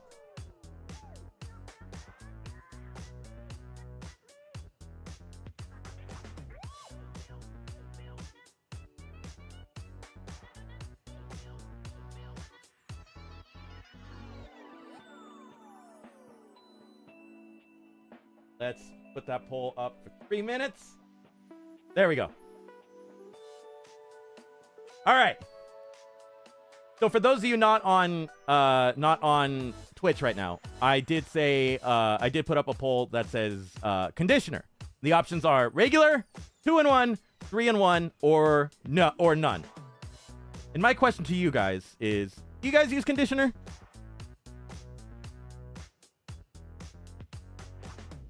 Up to you guys.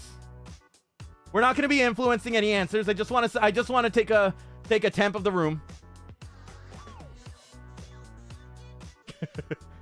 You fucking heathen. Blue Rando. I said we're not going to influence anything. I just conditioned my hair. You see? Oh, better be bald in this chat. Hey, Wambulance. Turns out some of us in this chat have hair.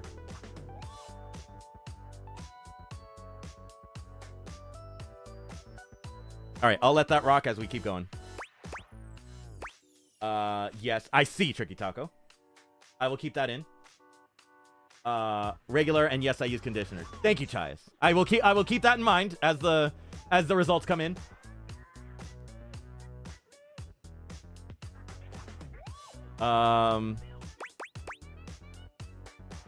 Sometimes you won't be able to start something even if you remember it's important.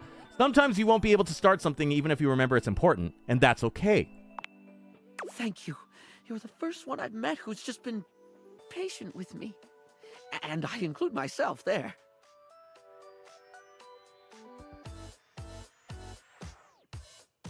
One of the things that I pride myself for when it comes to actually dating, like, yeah, I joke about being horny and everything.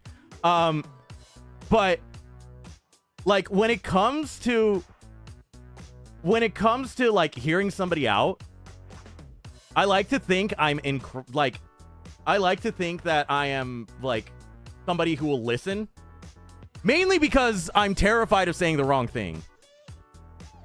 But I like to think that I'll listen at least more than not at all, you know? And this interaction with Barry is really hitting me in a different way, because I've had relationships that have been this, where it's been somebody apologizing for their for something going on with them mentally, and I'm just there just like, it's totally okay, dude. You don't have to worry about it. It's fine. I'm here to help out. We'll get some dino nuggies after and it'll be great. And I got hit with like incredible deja vu there. Woo! Anyway, oh god, the results are in. So it looks like everybody uses, or it looks like 81% of people use regular conditioner. I see. There's one person in chat who uses 3-in-1. Jesus. But 2 people that don't use conditioner. That's wild. Huh. Hey, nerds. If you have thick hair that does not want to work with anything that you do to it, use conditioner. Soften that bad boy up. It's gonna take a while, but you'll get there. I do condition my hair sometimes, but not all the time, as I have oily hair most of the time. Also frizzy depending on weather, so yeah. I also have oily weather loosey-goosey. But also my hair is super thick and does not want to do anything other than like its default setting. And so anytime I try and style it, it'll just like decide, no, I'm gonna go back to default option 1. Just throughout the middle of the day. And then I'll look like I have a bowl cut. and use it on your ends, not your scalp. Thank you, Salem. We got world-class conditioner advice from Salem. What's default one? For me, it's a bowl cut. I always do 2 shampoos and conditioner on. Have thick Spanish curls. Oh God, Tricky Taco. Yeah, that'll do it. Clarifying, shampoo plus heavy conditioner equals hair reset. Got you, Midnight Hag. I have long curly hair. I have a whole routine. Oh God, Salem. I commend you for sticking through having curly hair. Because I know for a fact that is an ordeal.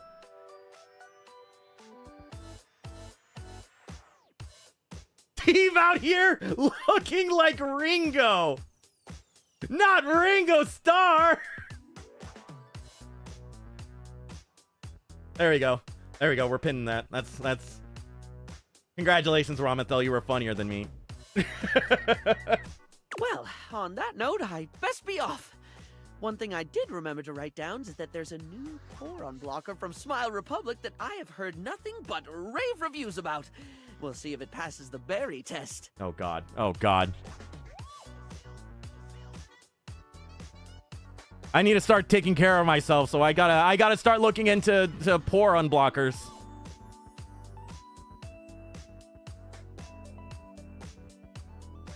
And I need to start looking into, oh God, I need to start looking into hair care. I need to start looking into pore unblockers. I need to start looking into alternative fashion. I need to hit up my artist again, get another tattoo. I need to do like a 100-point inspection at this point. I need to look into eyebrow threading because these things are like caterpillars at this point. Hormone blockers. Avi Bobby, not yet. You're not going down the femboy route yet. Eve, get some piercings. I've been thinking about it. I have a weird head. So it might not look good on me unless it's like one very specific angle. But we'll see. You need a cunty transformation, heard. Midnight Hag, I feel like you're going to show up on my front porch one day just being like, let's go, bitch. Let's go to the mall. And I know for a fact Gerald would be down. Oh, and I must make a note to find out what drop of a hat means. We can all go to the Korean mall and get you a skincare routine. Oh, hell yeah. Oh, hell yeah, I'm down, Midnight Hag. Your boy's gonna be beautiful. All right, on that note, everybody, let's go ahead and take a 5-minute break. Everybody go ahead, grab a drink, grab a snack, use the bathroom if you gotta, and then we'll be back in a little bit. All right, ready, guys? And break.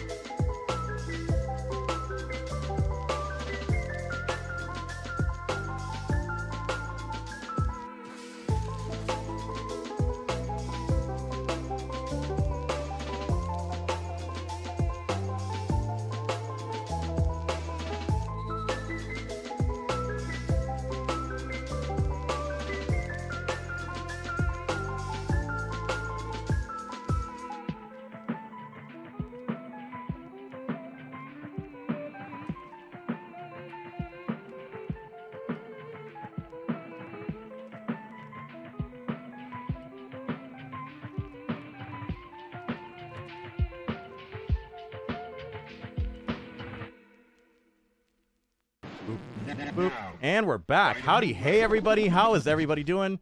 So it is fan art time. Everybody go ahead and settle in.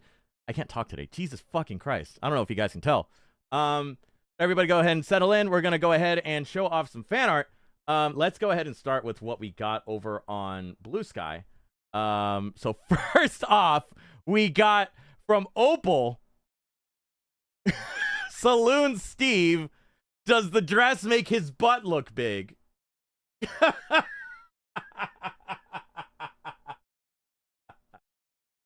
Dear God, why am I so caked up? Look at me.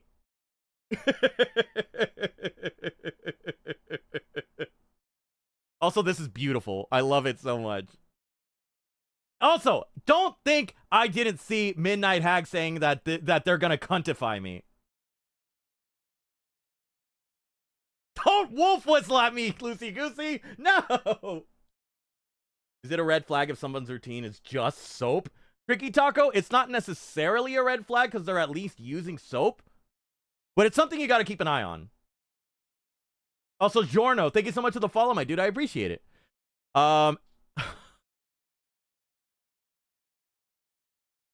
I saw what's next. Ramathel has my first thirst trap edit ready.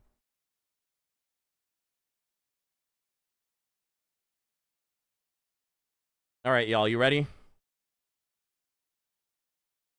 I bet you anything this is gonna have copyrighted music, so I might have to edit it for. We might have to edit it for YouTube, but we'll see. All right, here goes. It's not a secret, dog. You're going to be pretty to all genders. All right, let's see.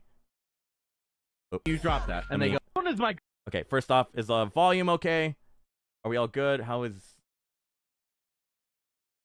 loud as Firefox? Okay, it should be as loud as everything else. Okay. Let me full screen this hoe. Hold on, let me make sure it looks good on everything. Yep, looks good on TikTok. Looks good on Twitch and YouTube. All right, let's do it. One is my go-to. All right, go up to. Yeah! Oh my God, it was beautiful. Ramathel, you are a genius. Ramathel, you chaotic genius. That was amazing. Still got that ownership tramp stamp, I see. Apparently, I gotta make room for Salem now, back there. At this point, it's gonna be like a guest book. Hubby, there's room for your name too. All right, let's grab the stuff from the Discord, shall we? We'll go ahead and hide that for now, and then hide this for now. This first one is actually from last stream. This one was from the peak stream with Salem. This one is coming to us from Galaxy Wolfstar. Say hi, Galaxy. This is. Hold on, let me blow that up a little. This is me saying bars are icky unless you go with your friends. Which honestly, no, yeah. No, yeah, I feel that. That being said, I did finally go back to that one dive bar that I usually go to. And the bartender that was gonna give me shit wasn't there, so I got off free for today. But I love it so much. This next one is also from Galaxy, from the same stream. And then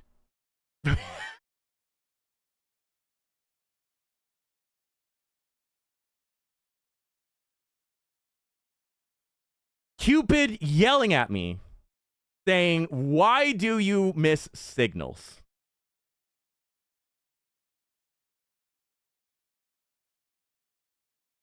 Listen, Cupid. I am but a boy. My anxiety is already shooting through the roof when somebody hot is talking to me, okay? And then they want to throw out signals? What kind of mind games are we playing here? You know what I want? You know what I want? If somebody finds me attractive, what I want is, first off, to make sure they're not a scary murderer. And second, is for them to grab me by the collar and go, "You're my boyfriend now. We're having soft tacos later." That's it. That's it. That's done. You know what I mean?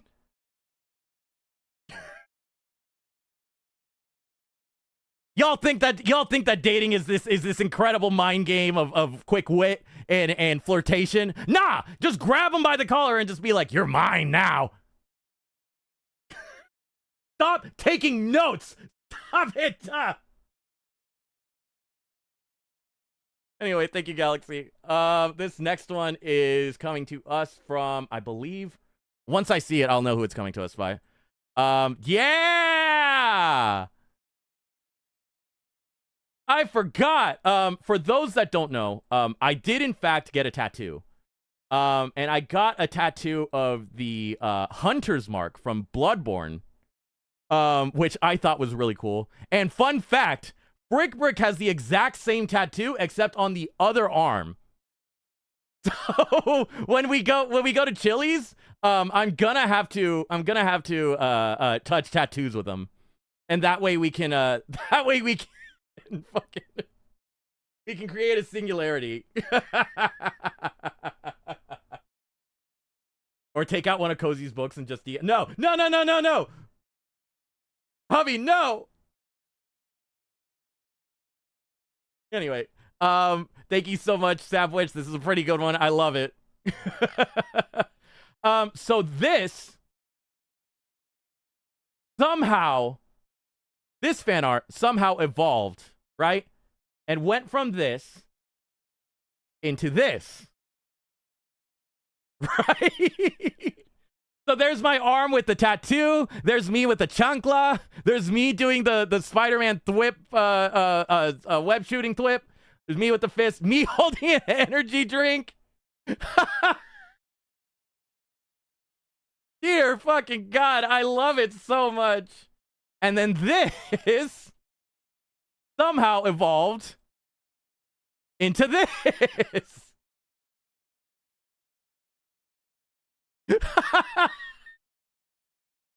Why am I Spider Rock all of a sudden? He got bit by a radioactive rock.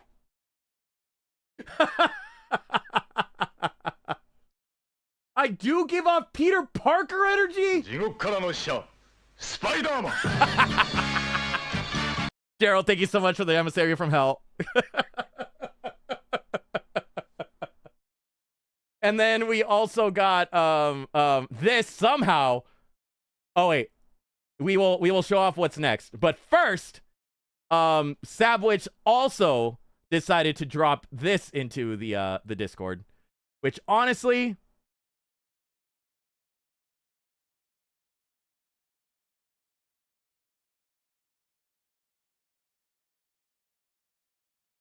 yeah.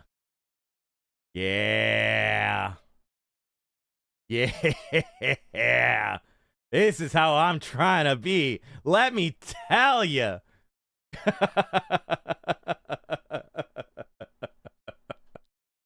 And for those of you wanting to be in my place, get in line. Leon said I could be first. I'm gonna motorboat those things so good. And then... So, the Spider-Man one evolved into... this... Which... Dear fucking God.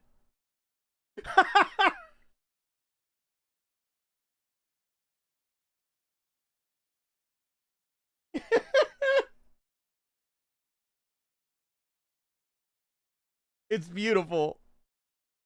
Apparently I'm a hero now, which frankly, you know, I'll take it.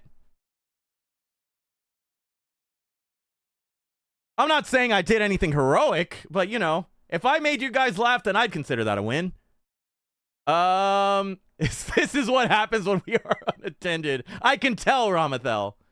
And then we got one more, which is, oh God, that has exploded all out to shit. Hold on, I need to shrink this bad boy. Oh, this one's from today. This one is coming to us from.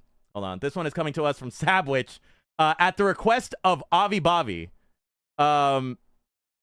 This is me as Mike Wazowski.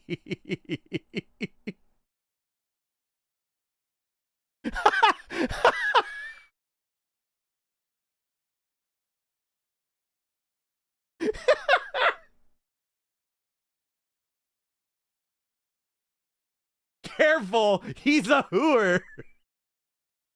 Ambulance, no. Somehow that's worse than the arms. You know, Gerald, that's what I was thinking. Especially because in this scene, you could see the desperation in my eyes. Y'all know how desperate I am for people's approval. And then we got one more, which is coming to us from our very own friend and mod, Midnight Hag. What is... All right. It says, I can't draw hats at the very top. And then we go down. Eyebrows on fleek. Da fuck. And then we got Marshmallow Gun. I don't trust this guy with a firearm. And then going around, we got spent too much money on boots because he's a poser. And then at the very end, it says, his mom says bandana makes him look handsome.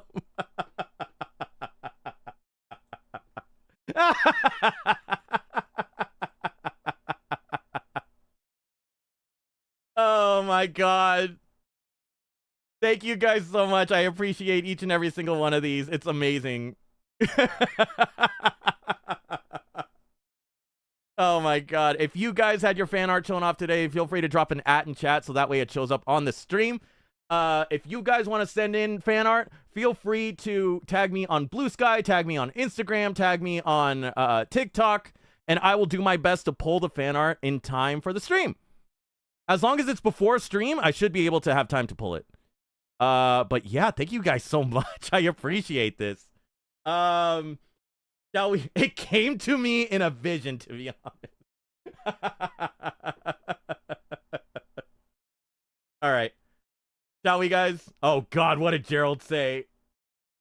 Oh, no, this is a message from Salem from earlier. Saying she wants to dress me up like a pretty little alt toy.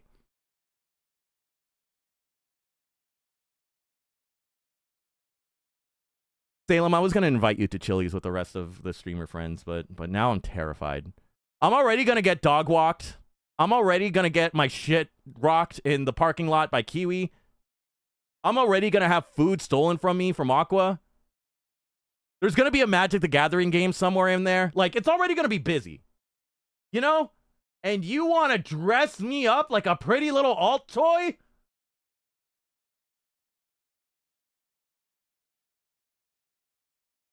You're going to turn me into a femboy, aren't you? I can feel it. I can feel it in my bones. All right. Shall we get back into the game, nerds? All right. Will the controller work this time? Come on, controller. Yeah, controller. Not a femboy. Oh? But still a toy.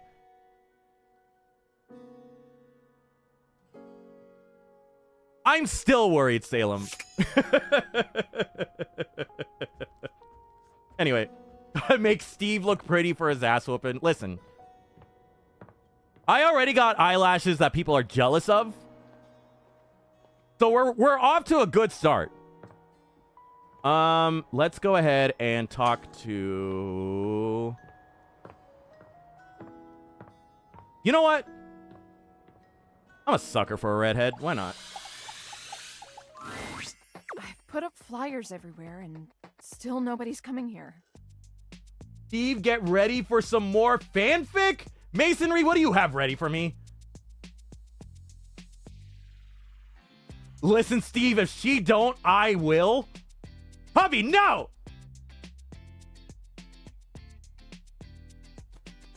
You're already a bottom, why not a femboy too? Embrace your submissive.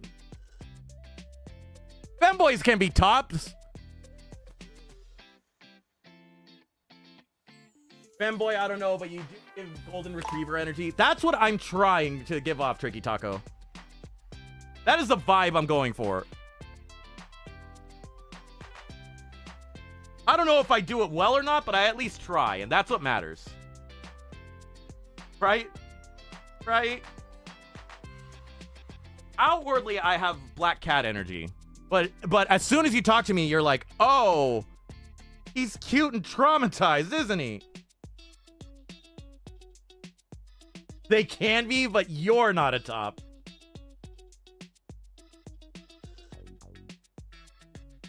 Fuck, my controller's not turning on. Fuck this earth and everything on it. Come on. Come on. All right, fine, forget it. We're gonna go ahead and just go back to mouse and keyboard. I'd be out of money if it weren't for the fact that I don't pay any rent. Move over, honey.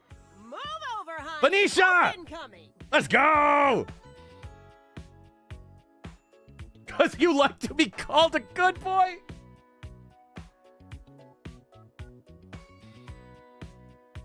Have you considered plugging in the controller? Gerald, the fuck do you think I just did? Licked it? No, I'm saving that for the OnlyFans.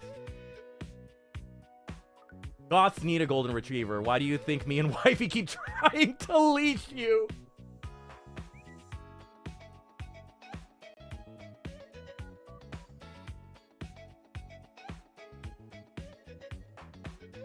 Phoenicia? What are you doing here? Oh, Steve, take the Omega Scent quiz. Oh, God, Arcadia. You know what, Arcadia? If you can find a link for it, put it in the Discord, and we'll see what we can do after we talk to Bev. I heard your bar needs a little TLC, so I brought some friends. All of them, actually. Wait, what? You said all. Bev, you better take your lunch break. We're gonna get slammed in a sec. Take your 30. Make sure we're stocked up on Tito's. Make sure we're stocked up on Jack Daniels. Make sure we're stocked up on bourbon. And you know for a fact there's gonna be somebody that's asking for a Pinot Noir. There's gonna be that one asshole that asks for a Pinot Noir. And we don't have a Pinot Noir. We're a shitty little dive bar. But no, they want their high-class Pinot Noir because they want to be able to drink their high-class drink while in the middle of an armpit of a parking lot.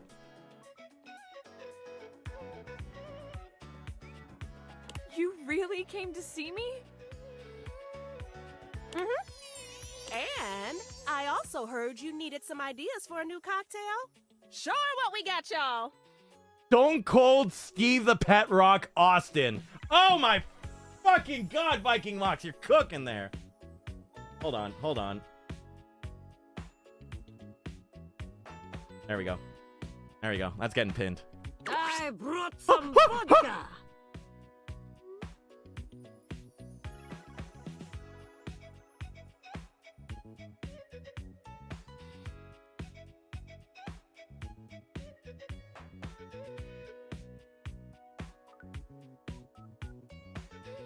continuing the trend of having women that could kick my ass on the show.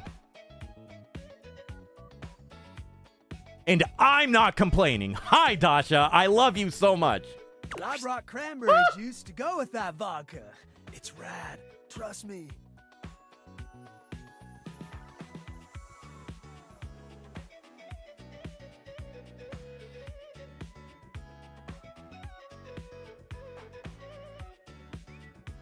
Bodhi, you need to tell me where you got the shorts from. Your boy needs some hoochie daddy shorts. I need to show off these gams. I have some limoncello to add a little class.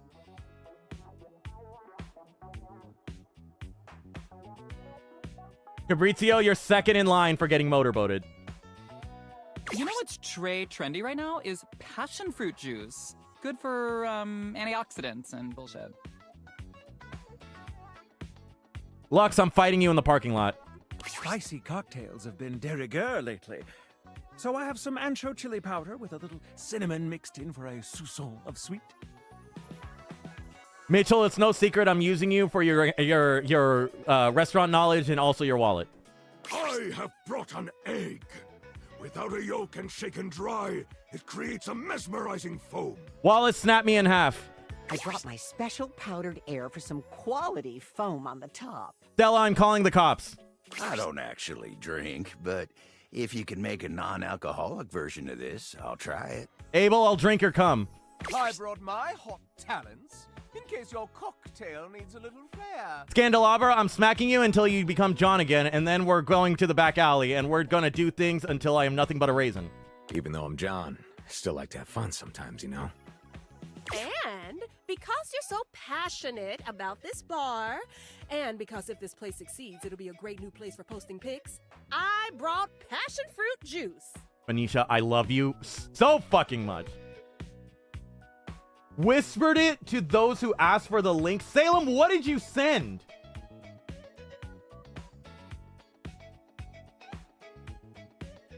Oh, I still need to send you the link for the new BDSM quiz?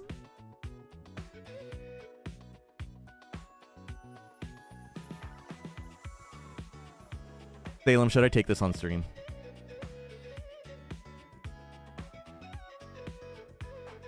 Does it go past Twitch TOS?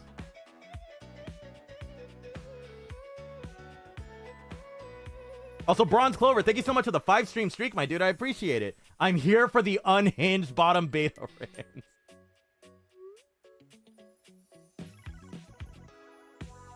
Why are there so many yeses in chat? Stop. No. Oh, God.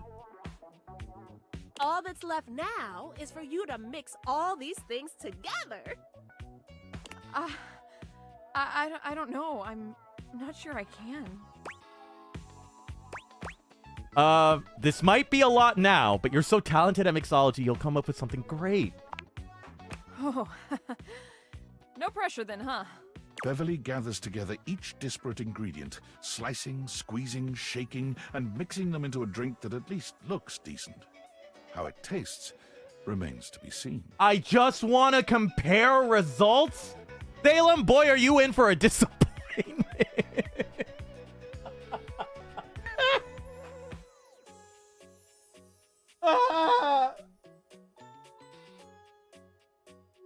Listen, I may be kind of vanilla, but I'll try anything once.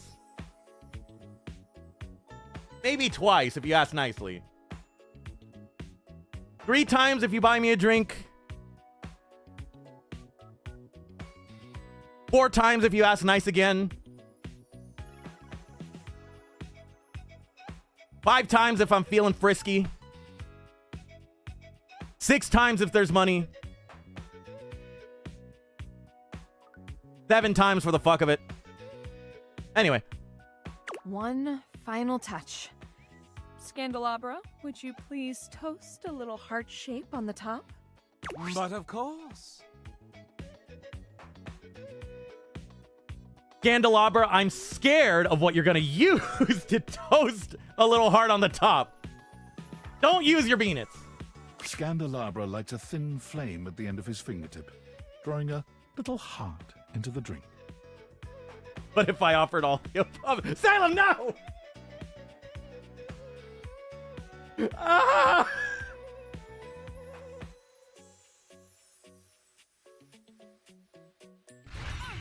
Oh, shit! Bitchblight, thank you so much for the raid, my dude. I appreciate it. For those that don't know, my name is Steve the Pet Rock. I am a variety streamer. Every Tuesday at 7 p.m. PST, I stream Date Everything until I either beat the game or die. And then throughout the week, I'll be doing random streams here and there. Like tomorrow at noon PST, me, McConcon, Cozy Goth Husband, and Artorias2201, we're going to be playing some Street Fighter 6. It's going to be great. It's going to be fun. And then later on that day at 4 p.m. PST, we're going to be playing some Magic the Gathering with Hubby and AJ and friend of the show and mod, that guy Gerald. So that's going to be great. That's going to be fun. Welcome in, Raiders. What were you guys playing? It looks like, let me go to your channel real quick. It looks like you guys are playing Marathon. Oh, shit. Bitsblight, I need to know. Is Marathon good? I keep hearing mixed things about it. Because it looks interesting, but at the same time, people are saying it's not good. But at the same time, people are saying it's really good. And it's kind of torn, and I don't know. And I missed out on Arc Raiders. And I don't know if I need an extraction shooter in my life. But I wouldn't say no. And Marathon is out. So is it good?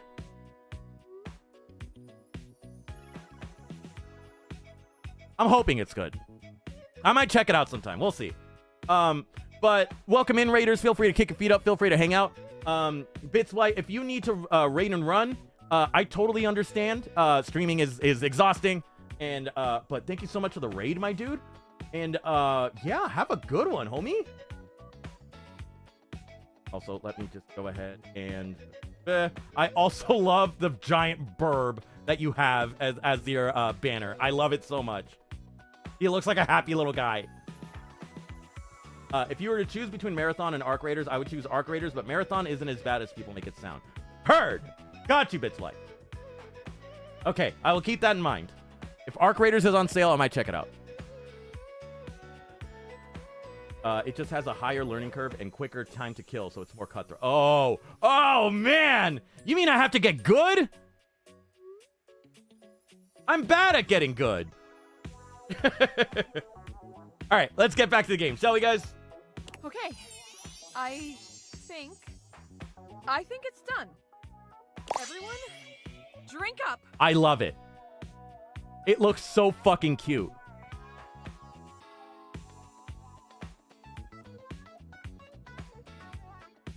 Look how good this thing looks.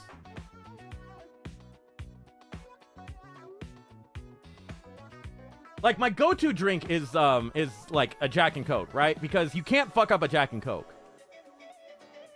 But like, if someone were to hand me something like, you know, colorful and fruity and fun looking, I will slam that thing.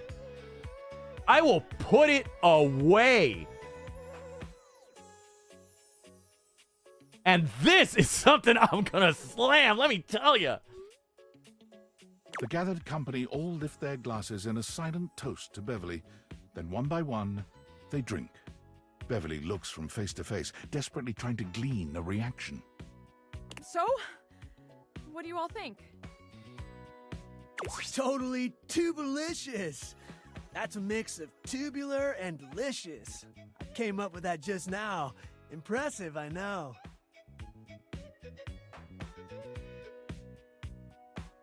Bodhi, I know we went for the friend route with you, right? Totally on purpose, might I add.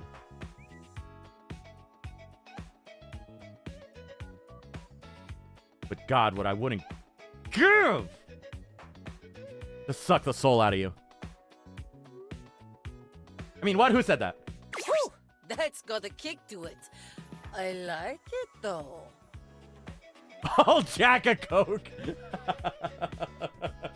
Delicious. What a complex flavor. I can feel the antioxidants working their magic. The free radicals in my body do not stand a chance. Goodbye. You know, the top quality air in the foam truly ties it all together. You're welcome. Della, the cops are on their way. Crisp Poss. It's my precise handiwork that's the cherry on top. Steve, you Jezebel? Why am I a Jezebel? What did I do? Am I a strumpet?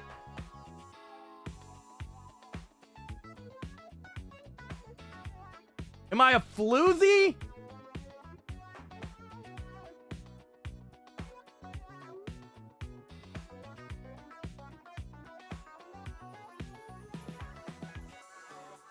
Calling me a hooer? Do I look like a hooer? Don't answer that.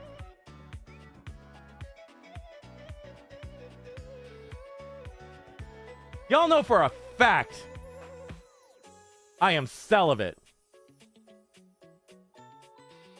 Y'all know for a fact I am wholesome. Y'all know for a fact that I would never dream of doing anything naughty with nobody. Right? Right? Right, and I'm a nun. Yeah, don't you know? Succubi are nuns now. They had to find new jobs after everyone became celibate. A rock of God. Heck, even without alcohol, that packs a wallop. Abel, what I wouldn't give to cuddle up with you. And fall asleep on your tummy. Absolutely delightful concoction, Beverly. My compliments to the mixer. Wallace, what I wouldn't give for you to put me through the wall. And you? Do I look like yes? Sorry, no. At least read the rest before you say yes. The rock upon which Christ built the church or something. You see? Midnight Hat gets it.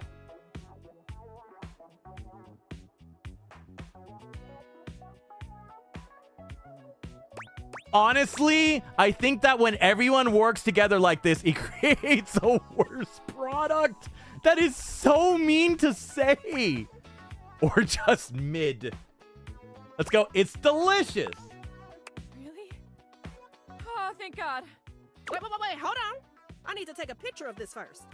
Woo, my followers are gonna flip when they see this. Me before the tattoo artist finished up with my tattoo. Did you hear that? Word of mouth advertising right there. Whoa. Is this what hope feels like? It's nice. Oh my God. Getting a little real there, huh, Bev? So, what are you going to call my new creation? I'm gonna call it Lux, I'm beating you up in the parking lot. Not yours, Lamp. Beverly's. Lux, I'm gonna call it Dasha's gonna beat you up in the parking lot. Well, if I want to make this exclusive here, I need to give it a name. Bev, are we going exclusive now?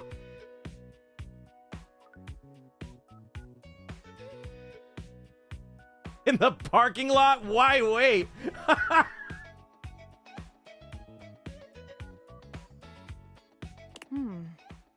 I think I'm gonna call it the Date Viator.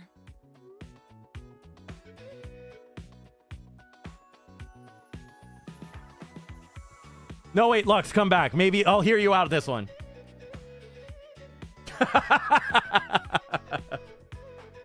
Also, this Marisha... Oh, no! Marisha Ray? Find a new rival.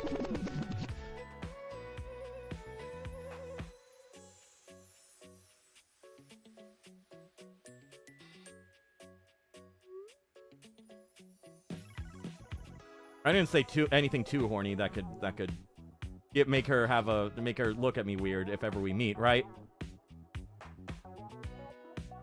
I was totally being respectful and you know, wholesome and you know, And everything was fine, right?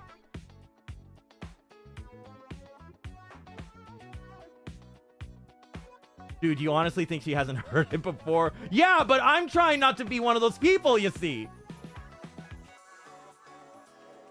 Is that a rock? Damn right it is, Demons368. Also, thank you so much for the follow, my dude. I appreciate it.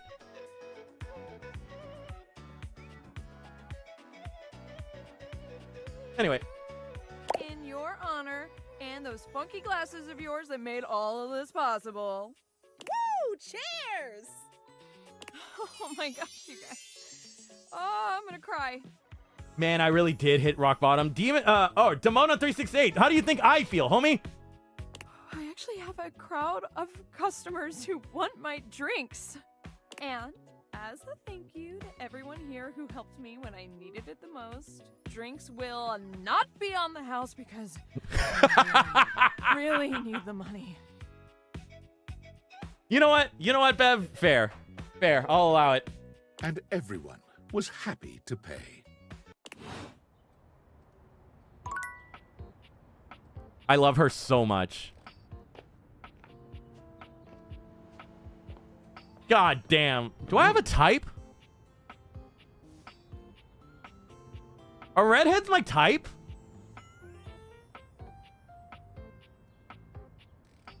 At least as far as women go? Redheads, goths, anyone who gives me any kind of attention. Yeah, I think I have a type.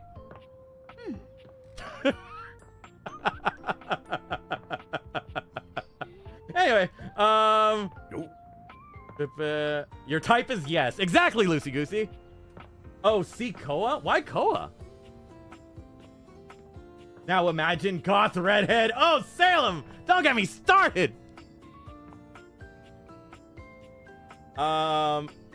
Eve, your type is anyone who compliments you. That's pretty good. Cat, don't tell him I'm a redhead!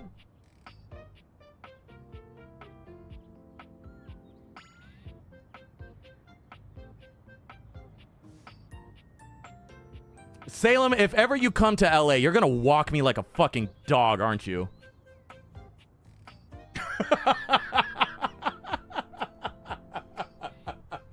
Oh no!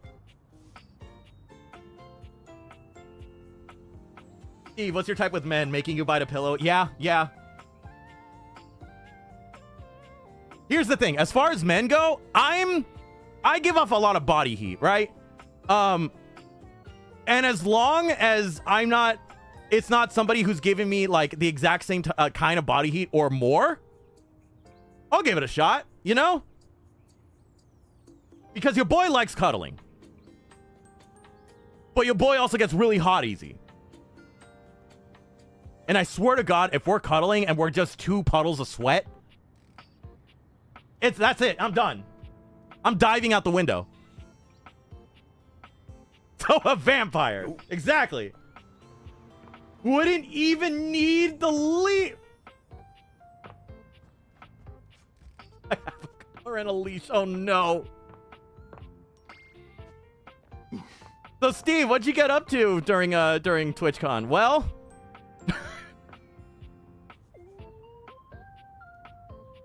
anyway.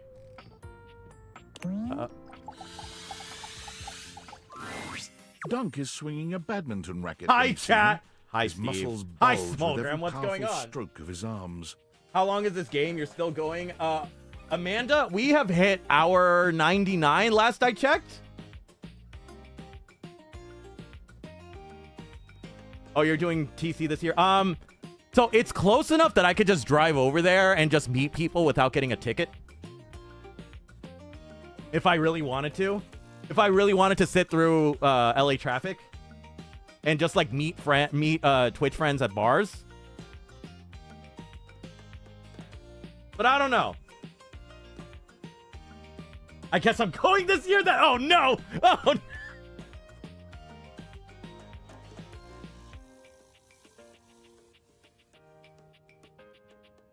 Also, Fent Pickle says hydrate. So cheers, nerds.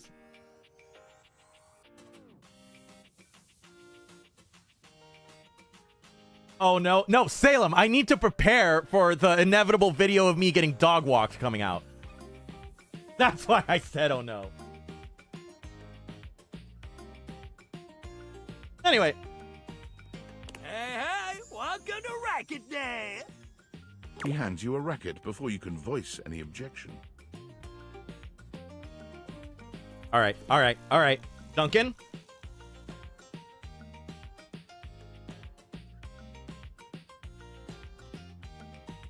There's a joke here.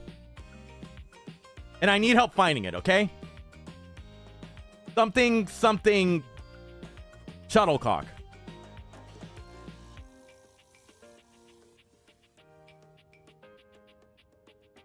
Ah?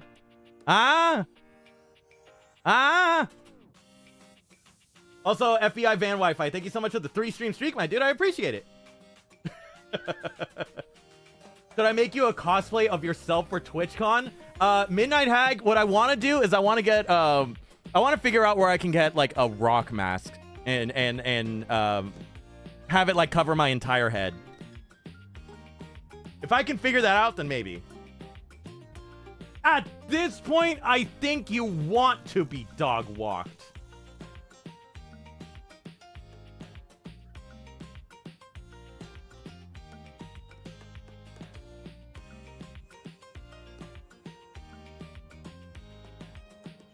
I don't think I have a choice in that matter. Because, Salem, if you don't do it, hubby's gonna do it. And if hubby doesn't do it, wifey's gonna do it. And if wifey doesn't do it, Kiwi's gonna make wifey do it. So that way I can't run when she kicks my ass. Hello, that's exactly what I mean. There we go. Midnight Hag, worst case scenario, we can pull some cosplay friends in for some help. What a racket! Heyo! Yeah, that's what I said.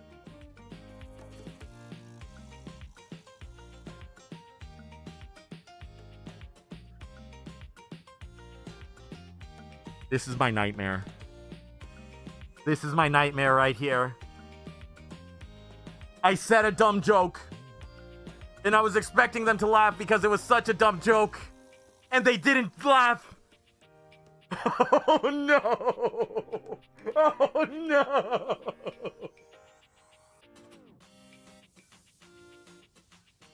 Midnight Hag is the cosplay friend, you dense rock. We also have Rose. We also have some other friends.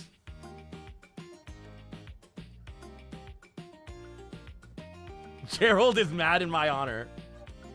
We have other friends that we can call in for backup. It was just a dumb joke. Forget it. No such thing as a dumb joke, buddy. All jokes rule. Apparently not that one, though. Anyway, we're gonna be doing some badminton today. After all, shuttlecock's in the name, baby. What kind of sports guy would I be if I didn't let you bat the old shuttlecock around for a little while? Oh, I'll bat the shuttlecock around. With my butt. I can think of something else I'd like to bat around. Yeah! Yeah! This game knows me so well.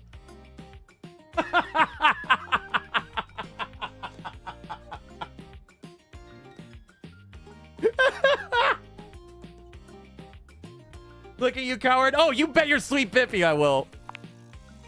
Oh, yeah? He stares at you, full of genuine curiosity. It's almost a shame to ruin the moment.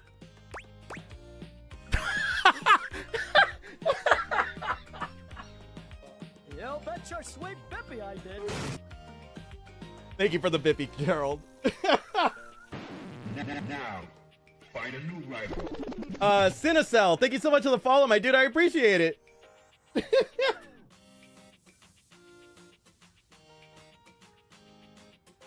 Do I dare say I'm talking about his dick?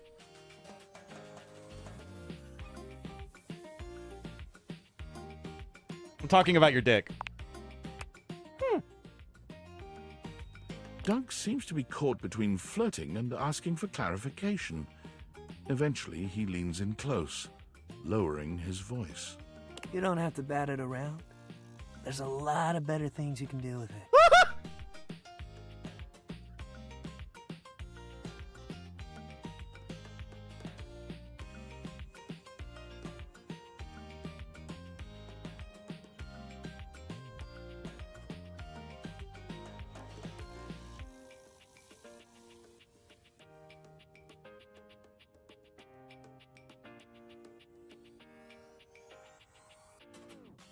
It sounds like I'm gonna have to add somebody else that's gonna walk me onto the list. You went low, he went lower. Damn right he did, Moldy Cheese. Steve, don't die. I'm trying. I'm getting hit from all angles right now.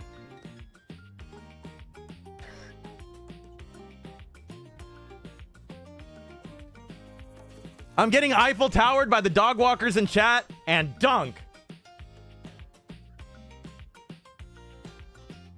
Anyway. Dunk claps you on the shoulder, his usual cheerful grin in place. Saw you playing this and immediately joined in. What? You heard me, silly seal. I said what I said. But that's a lesson for another day. All right. So badminton. You might be thinking to yourself, what's so bad about it? But that's the thing. Nothing's bad about it. Hubby and I will make sure to high five in the process. It rules. You just gotta get past the funny name. It's a great sport for beginners because it doesn't take too much strength or balance to get started. You just gotta have a little hand-eye coordination. And you lost me.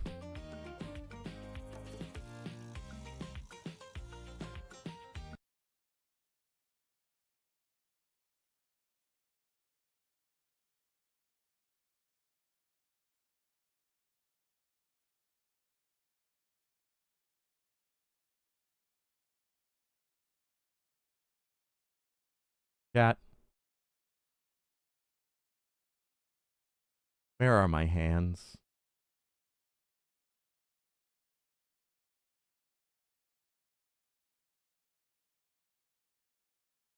How can I have hand-eye coordination without my hands?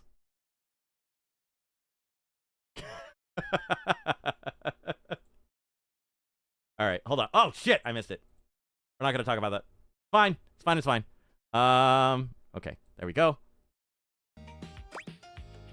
Don't know how much I've got, but I'll try. That's the spirit, buddy. Just give it a shot. You might surprise yourself. The great thing about badminton is you don't need much to get started. You got your racket, your shuttlecock, or your birdie, or hell, your shuttle if you want to call it that. I'll call it my cock. Just don't call it a cock. Nobody appreciates that. No!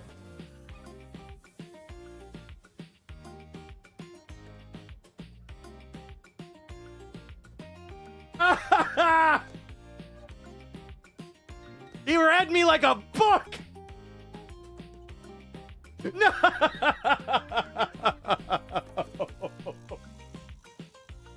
Oh, man.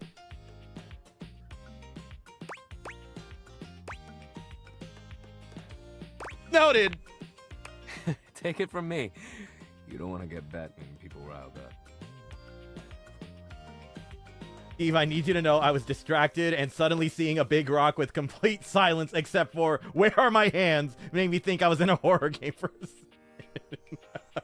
second. Sorry about that story. I should have warned you. But all that aside, that's it. That's all you need to get started. Sure, if you want to play proper, you need a net. But if you just want to play a friendly game at home, you can hit the birdie back and forth together. It's nice and light. I'll have you know my cackle startled my dogs. Salem, at this point, my dogs are used to it. At this point, they know I'm loud and annoying. And they're just like, yep. Tuesday. Let's do this then. Hell yeah. Hell yeah. Dunk hands you the shuttlecock. You should start. It's easier to serve than it is to return one off the bat.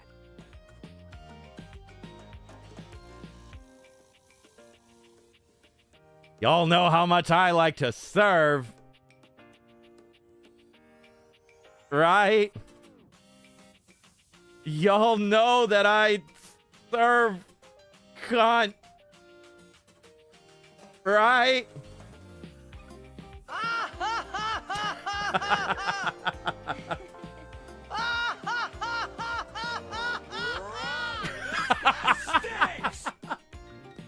Thank you for the redeems, guys. Also, Viking Mock said hydrate. So cheers, nerds.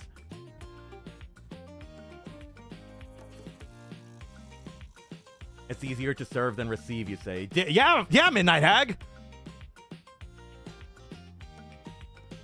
Actually, I'd say it's easier to receive than it is to serve. It's less effort that you got to put in.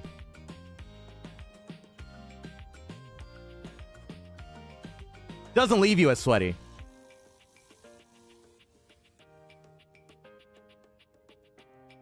Anyway. So go ahead.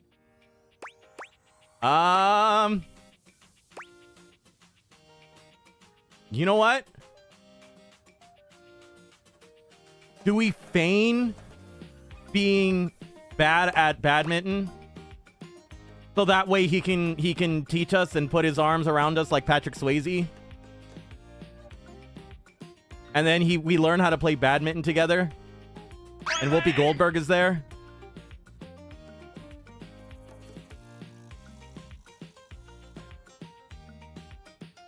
Steve, you don't understand how much effort receiving takes. Let's do a proper serve. Dunk returns your graceful serve with a swing that puts yours to shame. But he doesn't gloat when the shuttlecock sails past you. Proper serve because we both know that ain't happening. Gotcha, Silly Seal. I was right to choose that. Also, Blue Puff Crafter.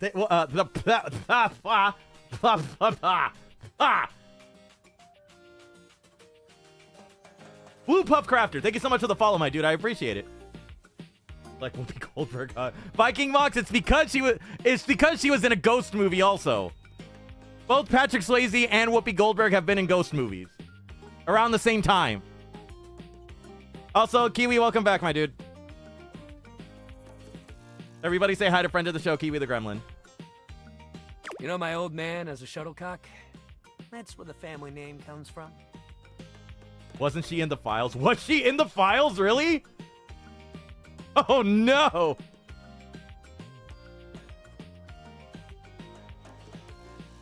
All right, well, time to go to the editor and cut her out of the stream. We're all gonna pretend that instead of that name, I said Hatsune Miku, right? Because we all know how many Ghost movies Hatsune Miku's been in, right? All of them. If you look in the background of The Conjuring, you could see little blue hair.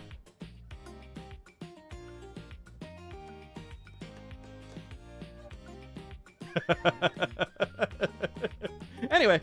You'd think he'd have wanted me to follow in his footsteps, but I guess he always wished he could play football instead. I always thought badminton was cool, you know. But he never felt like it was enough glory, I guess.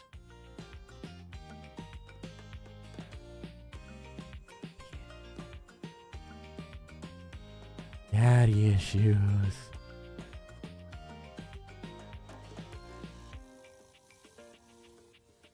That means that dick's gonna be hitting.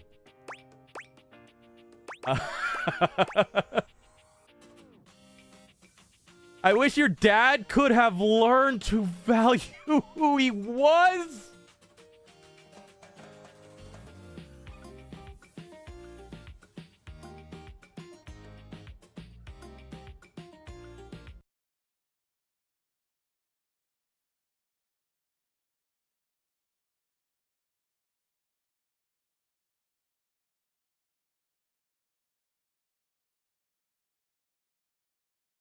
All right, Chad, I gotta go. It seems it's time for therapy. All right, have a good one, guys.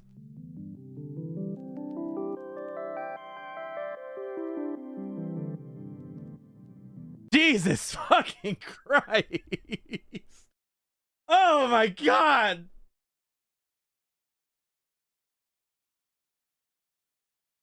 Dunk, did you kiss the brick before you threw it at me? Woo!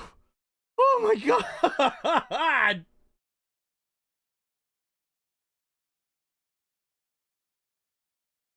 Woo, all right. We're gonna, damn. That hit harder than any kind of pegging would. I wish your dad could have learned to value who he was. Me too, man. He still talks about his regrets and how he should have done something else with his life. It's like, yo, you did so much cool shit with your life. You went to championships, you traveled the world, and you had a family. Dude, don't we count? Oh!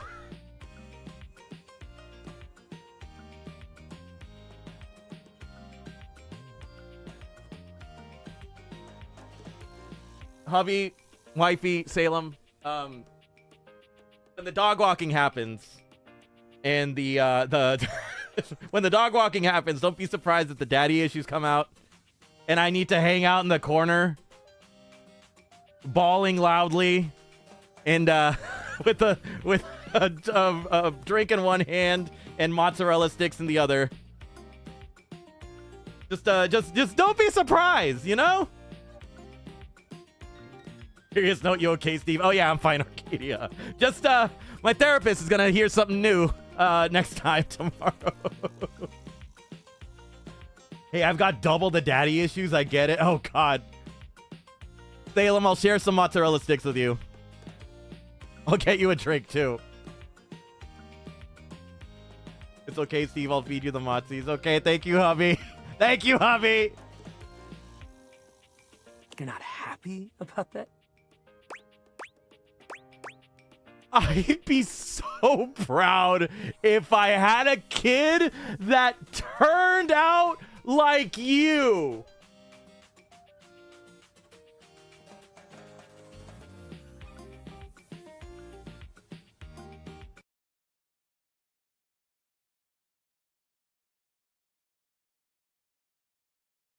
Ted, can we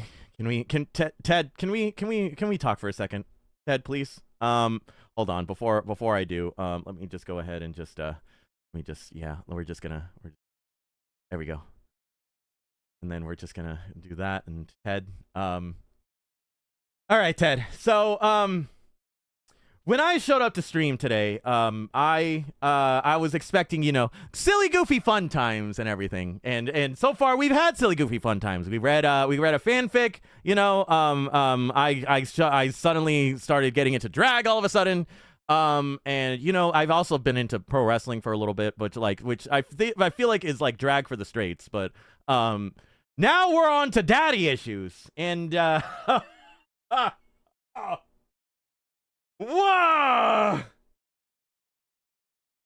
Any suggestions for the rest of the stream today, Ted? All right, I'll hear you out. Yeah. No, you're still staying on the couch. I'm still mad at you. Yes. Go on. Got you. Okay. All right. Thank you so much, Ted. I appreciate all your advice. And back to the couch with you. Ted says we're all going to therapy. Yay!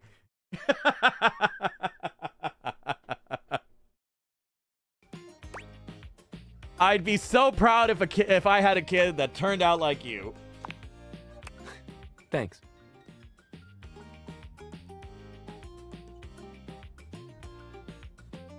Dunk, you know what's better than the collective crying after dealing with our daddy issues and comforting each other? Is the sex that comes after. Let's do this! I wish my pops felt the same way, but I can't really make him be happy about how his life went. Ha!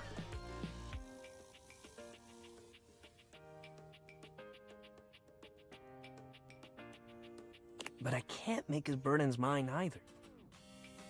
Damn, I didn't even mean to start going on about my dad. Yeah, I can tell. Kind of came out of nowhere, huh? I guess Batman brings up a lot more feelings than I realized. He rubs at the back of his neck, embarrassed. Well, look, next time we'll do something fun that doesn't make me get all deep into my family history and whatnot. Okay? Exercise ball time, baby! Woo! Oh no! Dunk's doing the thing I do where when I accidentally get a little too deep, I immediately swerve the other way incredibly hard to the point where it's kind of concerning. We're gonna bounce. Hell yeah! Hell yeah! Exercise ball. Let's bounce. Oh my fucking god. Woo!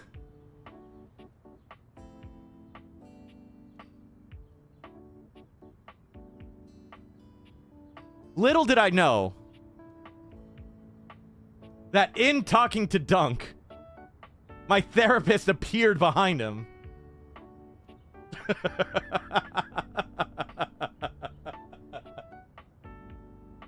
Oh my god. Anyway, you know what I forgot to do, guys? I forgot to take the quizzes. So let's go ahead and swerve incredibly hard to the point of concern the other way. And let's go ahead and pull up the quizzes. Let's go ahead and go like that, and then we will go like that. All right, so the first one is, what is your Omega Cent? Which, thank you to Arcadia for sending this my way. And dear God, we are already starting off strong with some of these answers. I think my therapist thinks I'm a hypochondriac, which I am, but no one tell him. Idea, you should make a tier list of people who you want to get with and who you dislike in this game from S all the way to E. Viking Mox? Hold on. Before we do that, hold on. Where is it? Right there. If we go like that. Viking Mox, let me tell you right now. Go like that, and we grab that, and we go like that. There we go. So, this one is still pending. This one is not fully complete yet. This one I want to save until the end of the game to fill out finally. But as y'all can see, Bolt and Eddie are number one with a bullet. And then Sophia is number 2, of course. And Mateo, number 3. My 3 beloveds. All right. Anyway, Timothy is at the bottom. Yes, Timothy is at the bottom. Salem, you know for a fact somebody had an idea to put a Catboy character into the game because it was their fetish. I can't see anything. Oh, shit. My bad. Let me put it on the screen. My bad. There we go. That's my tier list for all you TikTok people. But Timothy is at the bottom for a reason. That is a thinly disguised fetish that somebody put into the game. We all know this. This list is also like a couple months old, and I need to update it. I love my autistic Catboy. Oh no! Is that why you want to doll me up, Salem? So I can be your autistic Catboy?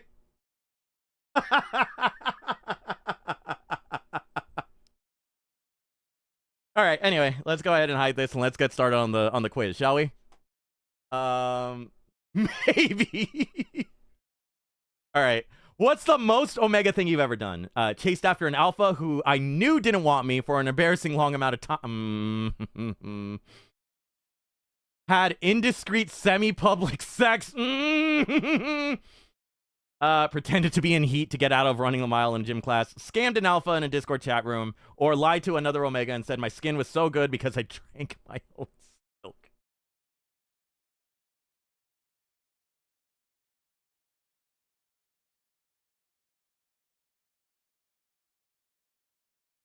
had indiscreet semi-public sex.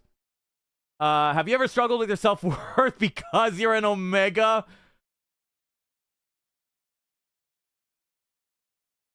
Yes, because I expect something more from myself. What's your favorite color? It used to be green, but now it's blue. How would you describe your dream, Alpha? Shit.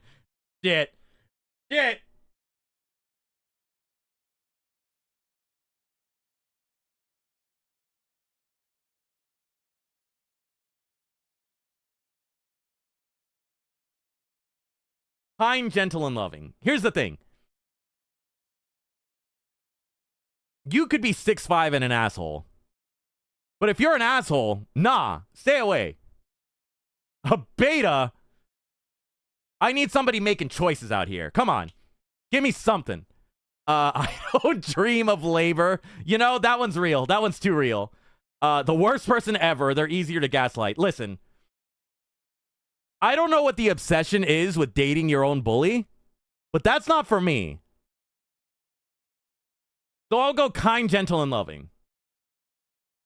Do you believe in the concept of fated mates? No, if I'm being matched up by the stars, they're doing a shit job. Do you believe the recent publishings that states Jesus was an Omega?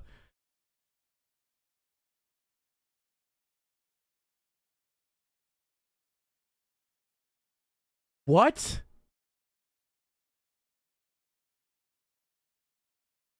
What? Yes, he was absolutely one. That is correct. What do you mean? What do you mean, silly seal? I'm an asshole, but I'm actively trying to be better and kind. Is that better? Viking Mox, it's a start. And I applaud you for trying.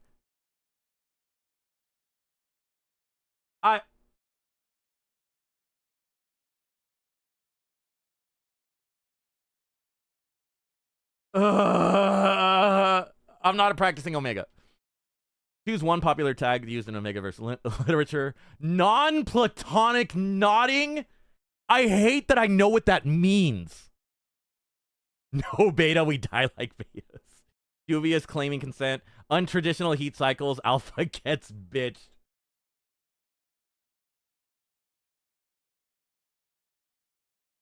Alpha gets bitched. In 2025, the other wolf inside you compiled a list of AO3 top Omegas. Choose one from the top 5. From BTS. I don't know BTS. Midoriya is... Is he an Omega? I always thought he was a beta. I could be wrong. More BTS, I don't know. Dean Winchester! Yes! What is your Omega scent? The blood of Caesar. Betrayal.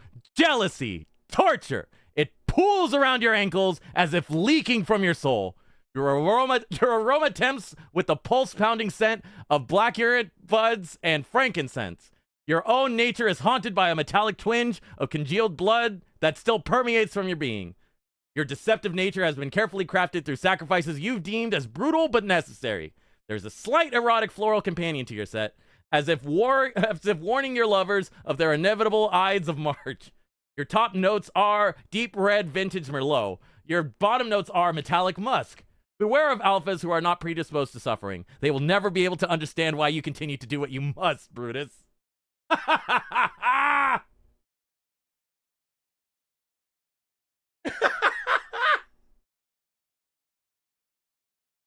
Yeah! Honestly, I'm happy with this result. That's the most metal thing I could have possibly gotten.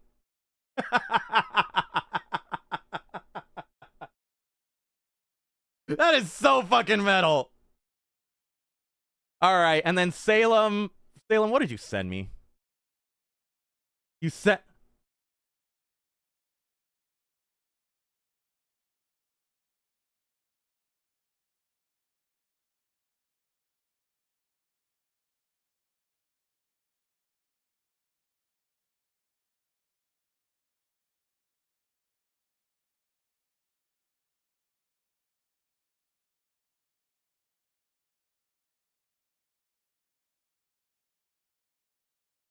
Salem sent me a message that just says, that new BDSM quiz I was talking about.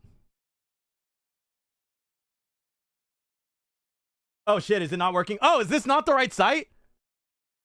Hold on. I'm assuming it's BDSM archetype quiz. 70 questions, about 10 minutes. I could do that. That's not terrible. Okay. Let me go ahead and zoom this in. All right. What is your BDSM archetype? 70 questions to discover your dominant or submissive traits and your most compatible partners. All right. Let's figure this shit out. Each question has 2 answers. One for you, one for your ideal scene partner. For partner answers, think, if a scene was built around this statement, how much would you want your partner to feel this way? Okay. You will answer each statement twice. True, how true it is for you, then how true you want it to be for your partner. Example, I want to submit to my partner. For you, a dom, not at all. For your ideal partner, completely. Okay, but first, what do you think your top 2 traits are? I'm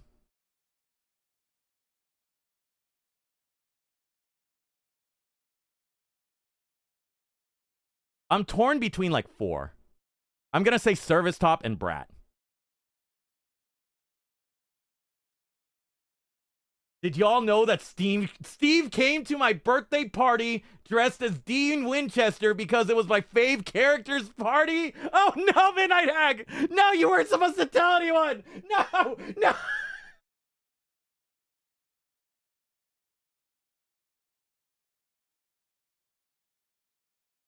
This is not helping the Omega allegations. Oh no!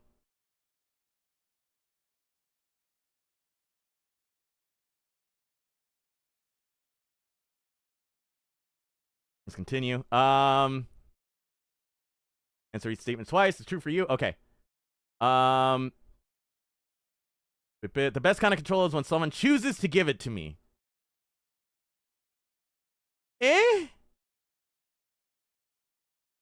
I like the thrill of the hunt, you know? I like a fight for power. I need it to look like a Star Wars battle, you know? It needs to be like Yoda versus Darth Sidious, you know?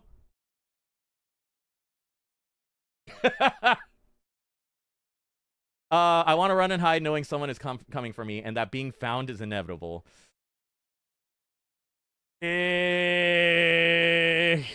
Nah. And if that's their thing, I'm not against it, but you know, sure. My dominant shows in my technique. I don't need to give orders. My skill speaks. I mean, no bad reviews so far, you know? At least none that I've heard. I'd say I score like a C average, you know? I passed the class. For my ideal partner, sure. Rules are more fun to break than to follow. Yes. Yes. Watching someone else lose control is more exciting than lose control of myself. We'll say sure. Why not? Just one look from the right person could put me in a deeply calm, submissive state. Fuck!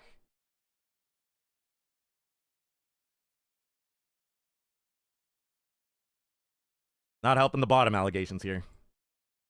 Leaving bruises, bites, and marks on someone is one of my favorite things. Are hickeys still like a thing? Or are they kind of just trashy now?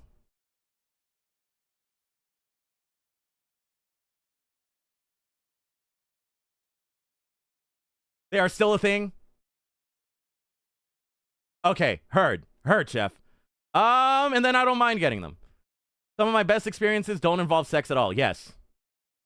Listen, sex is fun and all, but sometimes I just want to lay in the grass and stare at the stars with someone, you know?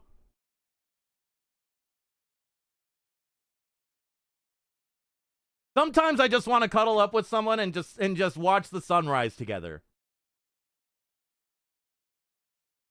Maybe we'll have In-N-Out. Maybe we'll have like some kind of chocolates. Maybe we'll take a nap together. Sometimes that's all you need. I want a permanent mark of ownership on my body, something that says taken without a word. I don't think the relationship's gonna last long enough for that to be a thing. I don't have faith that the relationship is gonna last long enough, okay? Unless I know for 1,000% a fact. Disobedience isn't a problem, it's an invitation. Depends. It depends on the person. When someone challenges my authority, I want to make them regret it. Depends. Depends on the person. Because sometimes maybe they'll take the authority.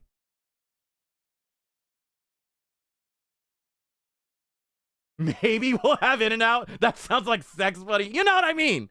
You know what I mean, Midnight Hag. There's something beautiful about being tied up. The patterns, the tension, the helplessness.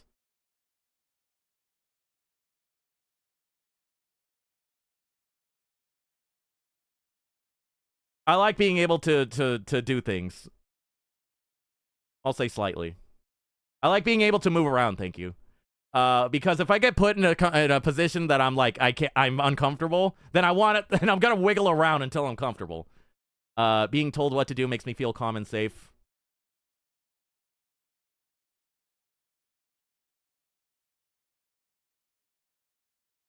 It's the tism, Your Honor.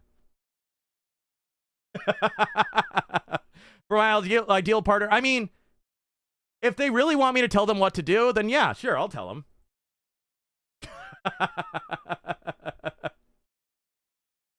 I want to be caught. The fear makes it more exciting. There we go. I always want to try something new. I love variety. Yeah, I'll try something new. I'll try anything 7 times. I like the process of restraining someone. The technique, the tension, the control. Yeah. Sure. I need comfort objects, soft things, or specific rituals to feel safe enough to let go.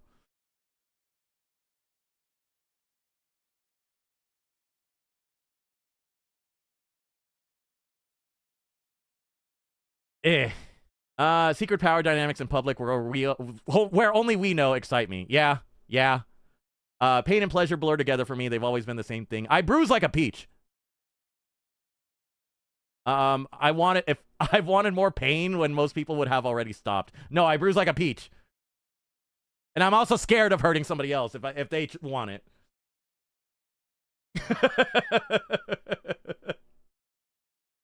Anyway, my brain turning off when someone else takes over is better than anything physical. You know?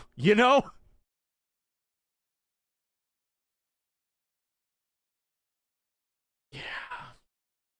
Making someone crawl, kneel, or use their body as furniture is satisfying in a way nothing else is.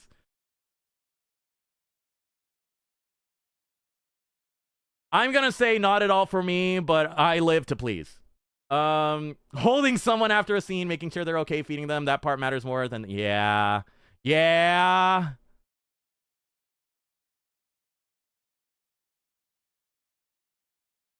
Aftercare is punk rock, nerds. I want to push someone until they snap and enjoy the consequences 1,000%. 1,000%. I'm too much of a rage baiter to say anything other than completely. And you know, I'll say very much for my partner. Rope, cuff, or restraints are some of my favorite tools to use on someone. I mean, I'll cuff someone if they ask politely. And as long as I can move around a little and get comfortable, then sure, I won't say no. I'll say somewhat. I resist and fight back before I give in. Yeah. The brat in me. Also, Loosey Goosey, have a good night. The pursuit is as exciting as the catch. I'll say somewhat. Depends on the person. The idea of being hypnotized and put into a trance by a partner excites me. I've never tried it before. I wouldn't say no. I want someone to carry proof that they're mine, whether or not anyone else can see it.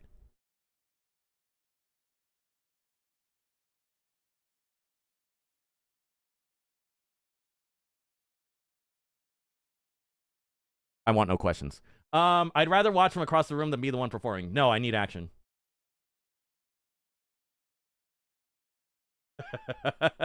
I slip into a younger headspace during intimate moments. My voice changes. My words simplify. I feel small. No. Your boy is as eloquent as he's ever been while doing the deed. How are you going to ask politely when it's restraints? It happens. It happens, silly seal. I have a question. Yes, Wambulance? I'm way too asexual to try any of this. Being physically restrained makes me feel excited, not trapped. I would rather watch two people play than join in. No, I need action. Causing pain is not a side effect. It's a goal. To a limit. He said, I am a man. I like giving someone a task and watching them worry about doing it right. Kinda, yeah. Kinda, yeah. Being tied up does something to me. The tighter, the better. We'll say slightly. Oh, you said we weren't allowed to ask questions, so I had a question to spite you. God damn it, Ambulance! Kneeling at someone's feet and waiting for a command is where I feel most alive.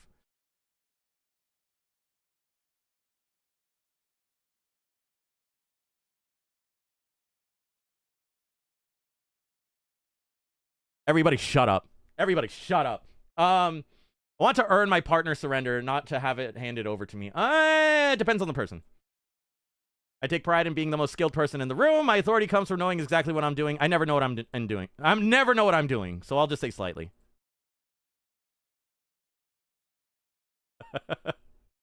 Wearing a collar even when no one can see it feels right.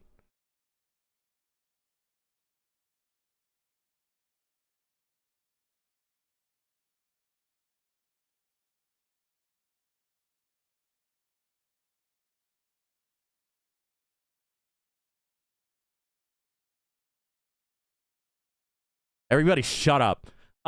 Bruises and marks for scenes or trophies. I like seeing them the next day. Kinda, yeah. Kinda, yeah. Doing something for them perfectly and hearing good means more to me than anything physical.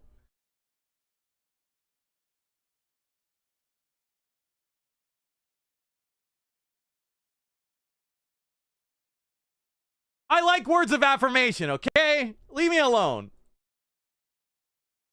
Running their bath, laying out their clothes, polishing their boots. I live for that. Yeah. I like acts of service. Thank you. I'll try almost anything once if the right person asks. Yes.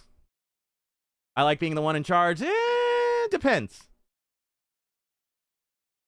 I enjoy the challenge of someone who won't make it easy for me. Depends. And I need somebody with patience in case I try it. Degrading someone, making them feel lower than me is one of the most powerful things I can do. No, I don't like degrading. It feels icky.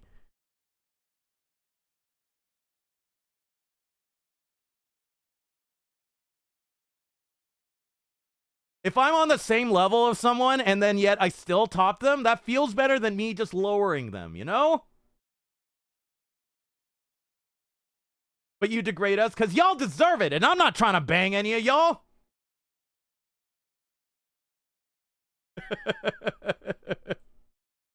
I want to be used like an object. No thoughts, no decisions, just a body for someone else to move. Sometimes you just want to be a dildo, you know? We'll say yeah. I study technique, how to tie, how to strike, how to edge. Mastering the craft is what turns me on. I'm bad at everything. I wouldn't mind somebody that's skilled, though. When someone fights back, breaking through their resistance is the best part. It depends on the person. I like using harsh words to make someone feel small and watching them enjoy. If they enjoy it, sure. But it still feels icky. Being called degrading names during sex does more for me than any praise ever could. Depends on the person. I want a partner who makes decisions for me, holds me when I'm overwhelmed, and lets me be small.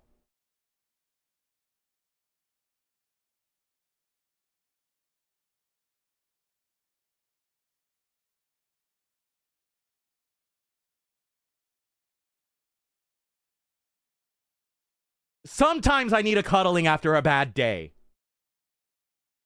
Okay? Sometimes, y'all, the day is hard. Work was stressful. I didn't feel like I had a good stream. And sometimes I just need to cuddle up on someone and we just forget the world, you know?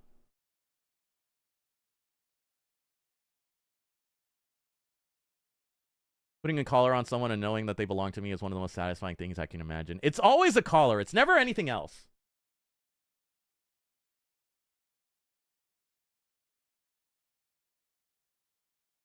But it does feel good knowing that putting it on a top. So we'll say it depends on the person. I want to be owned the way a person owns a prized possession. Displayed, maintained, and never shared. If you are showing me off, I have questions. Because that's like showing off a polished turd. But I do like showing off my partner. I do like being, hey. I do like being like, hey. My dumbass pulled this. Be jealous, fuckers.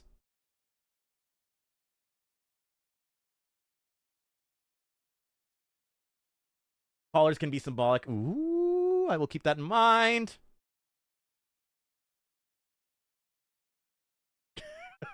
I'm gonna go with that. Being watched turns me on. The more people, the better. I've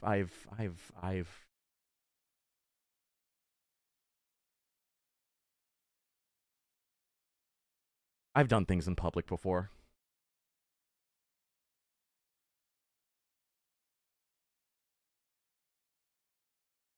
Gonna keep going with that. I want to take care of someone completely. Their meals, their schedules, their comfort. That's how I show love. Yes. Yes. 90% of the relationships I've been in, I have been like the caretaker for the person because well, I have a type. And that type is hot and completely stressed. And one of my acts of love is making sure that they have everything that they need for the day. You know? Whether that's putting gas in the car, or getting them food after work, or putting on their favorite show so that they can sleep. You know?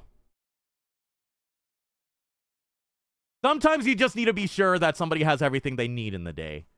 And I'll say very much. I wouldn't mind if that happened to me too. My ideal dynamic involves daily check-ins, structured routines, and someone who depends on me for comfort. Yes, yes, yes, yes, yes.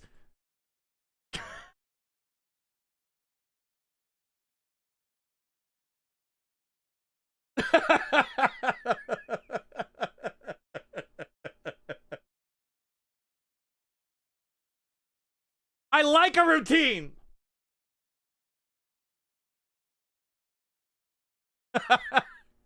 I don't just accept being beneath someone. I actively want it.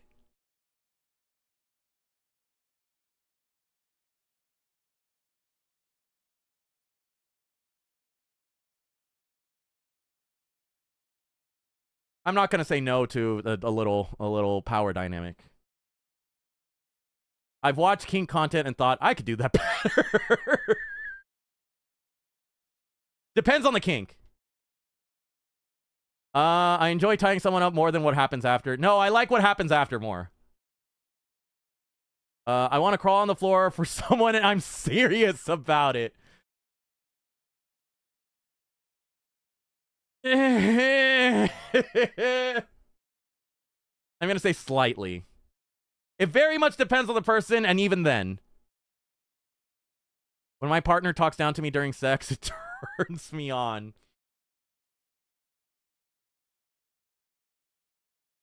Depends on the person. I want to set the structure of someone's daily life, their routines, their rules, their rituals.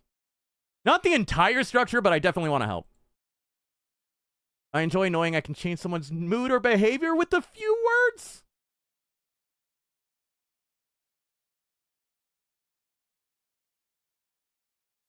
Sometimes Sometimes you need to just walk up to your partner who's clearly stressed and just be like, it's okay. It's fine. You'll get through this. You know? And sometimes that's all they need.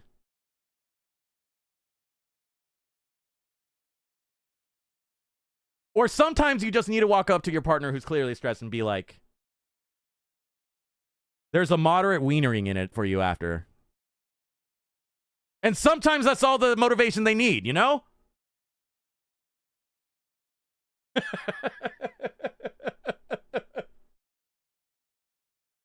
Blindfolds, ice, wax, feathers. I want to explore every sensation on my body or my partner's. Blindfolds? Yeah, sure. Ice? Wax? Feathers? Huh?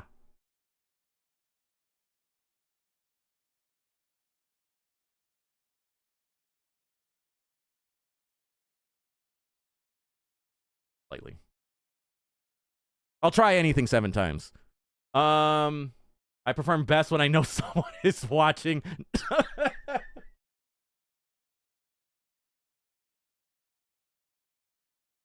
Depends on who that someone is.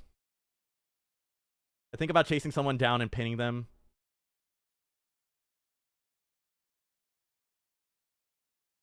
I like pinning my partner to the wall and making out with them. Or pinning them down on the bed and doing things. Yeah, sure. Yeah, why not? I like getting pinned down too. Why not? The sound of someone gasping in pain turns me on, especially when I'm the one causing it. Depends on the person. The chase is the point. The adrenaline of almost getting away is better than anything that happens after. I feel like this is in a very predatory way.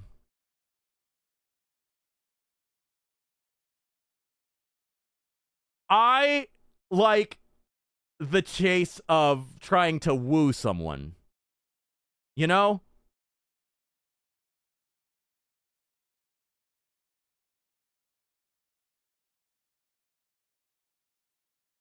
No, this is like, nope, that's, okay, this isn't what this is. Okay, got you. Yeah, this is more predatory than anything. Your archetype, the automaton, submissive leaning. I'm a nurturer and a brat. You serve without thinking, orders in, obedience out. The emptiness is the reward.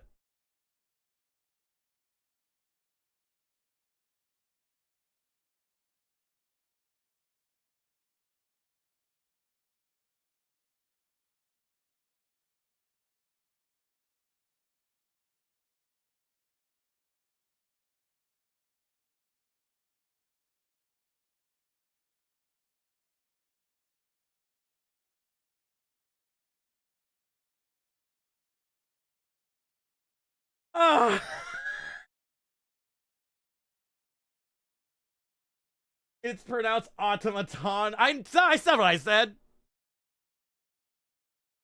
God damn. All right, let's see what my partner is. My partner is the mirrored, who's a switch, nurturer and a service bottom. You control and you're controlled. The dynamic inverts on a dime.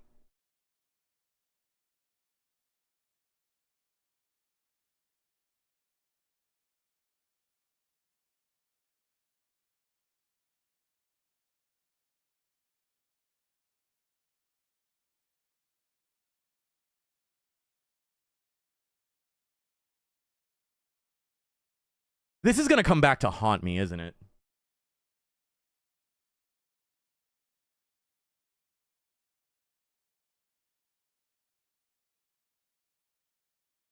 Somebody's going to watch this stream and be like, hey, automaton, huh? And I'm going to be like, oh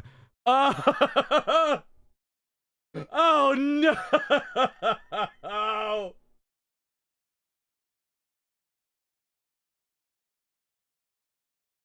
Your prediction versus reality. I predicted service top and brat, but I got nurturer and brat.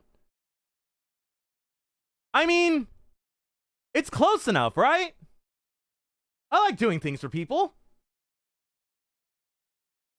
Strong, 100% a nurturer. You take care of people, protecting, guiding, and holding someone together is how you lead. Fair enough. Hey, shockingly enough. A brat, huh? See? A toy that likes being told what to do. Salem, no! Service bottom, you serve, anticipating what they need and doing it perfectly is everything. I gotta go to bed. It's 11:30. Silly Seal, thank you so much for stopping by, my dude. I appreciate it. Have a good night, dude. Exhibitionist, you like being watched, being seen and desired is what charges you up. Yeah. Puppet? You give up your will, being directed, controlled, and emptied out is the relief. And also puppeteer, also at 75%. You get in people's heads, psychological control is your favorite game. Good. You claim people, callers, rules, protocols, what's yours is yours. A hunter, you chase, you catch, you pin, the pursuit is half the fun. I would have thought this would have gone at least a little bit higher. Sadist is way higher than I thought.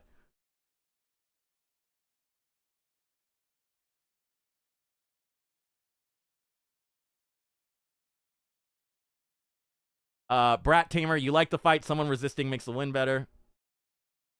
50% sounds right. Depends on the person. Property, you belong to someone, being owned and claimed gives you purpose. A little lower than I thought. Degradee, being talked down to, broken down, put in your place. That's what gets you there. I would have thought this would have been at least a little bit lower. Service top, you lead with skill. Your technique is your dominance. I thought this was going to be higher.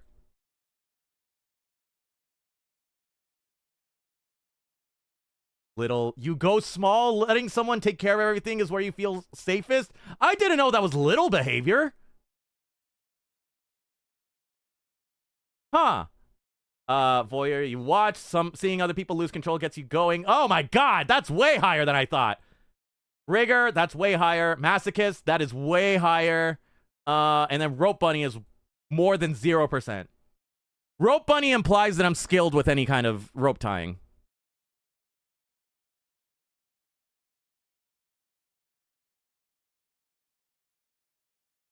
Yeah. But you're basically a sub-leaning switch.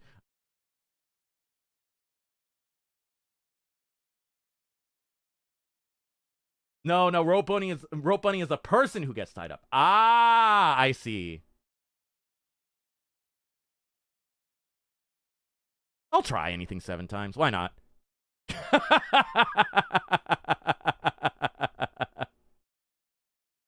Anyway, dear God. All right. Shall we call stream here, guys? I think this is a good place to stop. Thank you guys so much. I appreciate each and every single one of you guys for watching. Shout out to Kiwi, shout out to Hubby, shout out to Gerald, shout out to Salem, shout out to Frick Brick. Shout out to everyone for dropping by the stream. I appreciate each and every single one of you guys. I think I shouted all you guys out. Tune in tomorrow for at noon PST. We are going to be playing Street Fighter 6. That's going to be with Mick Concon. That's going to be with Artorias 2201. That's going to be with Cozy Goth Husband. It's going to be great. It's going to be fun. We're going to be running some sets. It's going to be great. And then later on that day at 4 p.m. PST, we're going to bring back Artorias. We're going to bring back Hubby. And then we're going to get that guy, Gerald, which, say hi, Gerald. We're going to be playing some Magic the Gathering. It's going to be great. It's going to be fun. We're going to be playing some Commander. It'll be great. It'll be fun. If you guys want to see some nerd shit go on, feel free to tune in tomorrow. Noon PST for Street Fighter, 4 p.m. PST for Magic. It'll be great. It'll be fun. Gerald's asleep right now. Damn it, Gerald. But until then, we might have another stream going on later on during the week. I do want to do another what is it called? What is the game called? Super Battle Golf stream. And then Salem has already agreed that she wants to be a part of it, but we just need to figure out a time and place. But we'll figure it out. But until next stream, there might be a secret stream later on this week, so keep an eye out. Keep an eye out on your notifications, nerds. But until next stream, drink some water, fold the clothes that are on that one chair that you guys keep forgetting about. Don't trust cops or Pisces men. Keep up. Tell EMTs everything and cops nothing. Fuck ICE, and I will see you guys next stream. Have a good one, guys.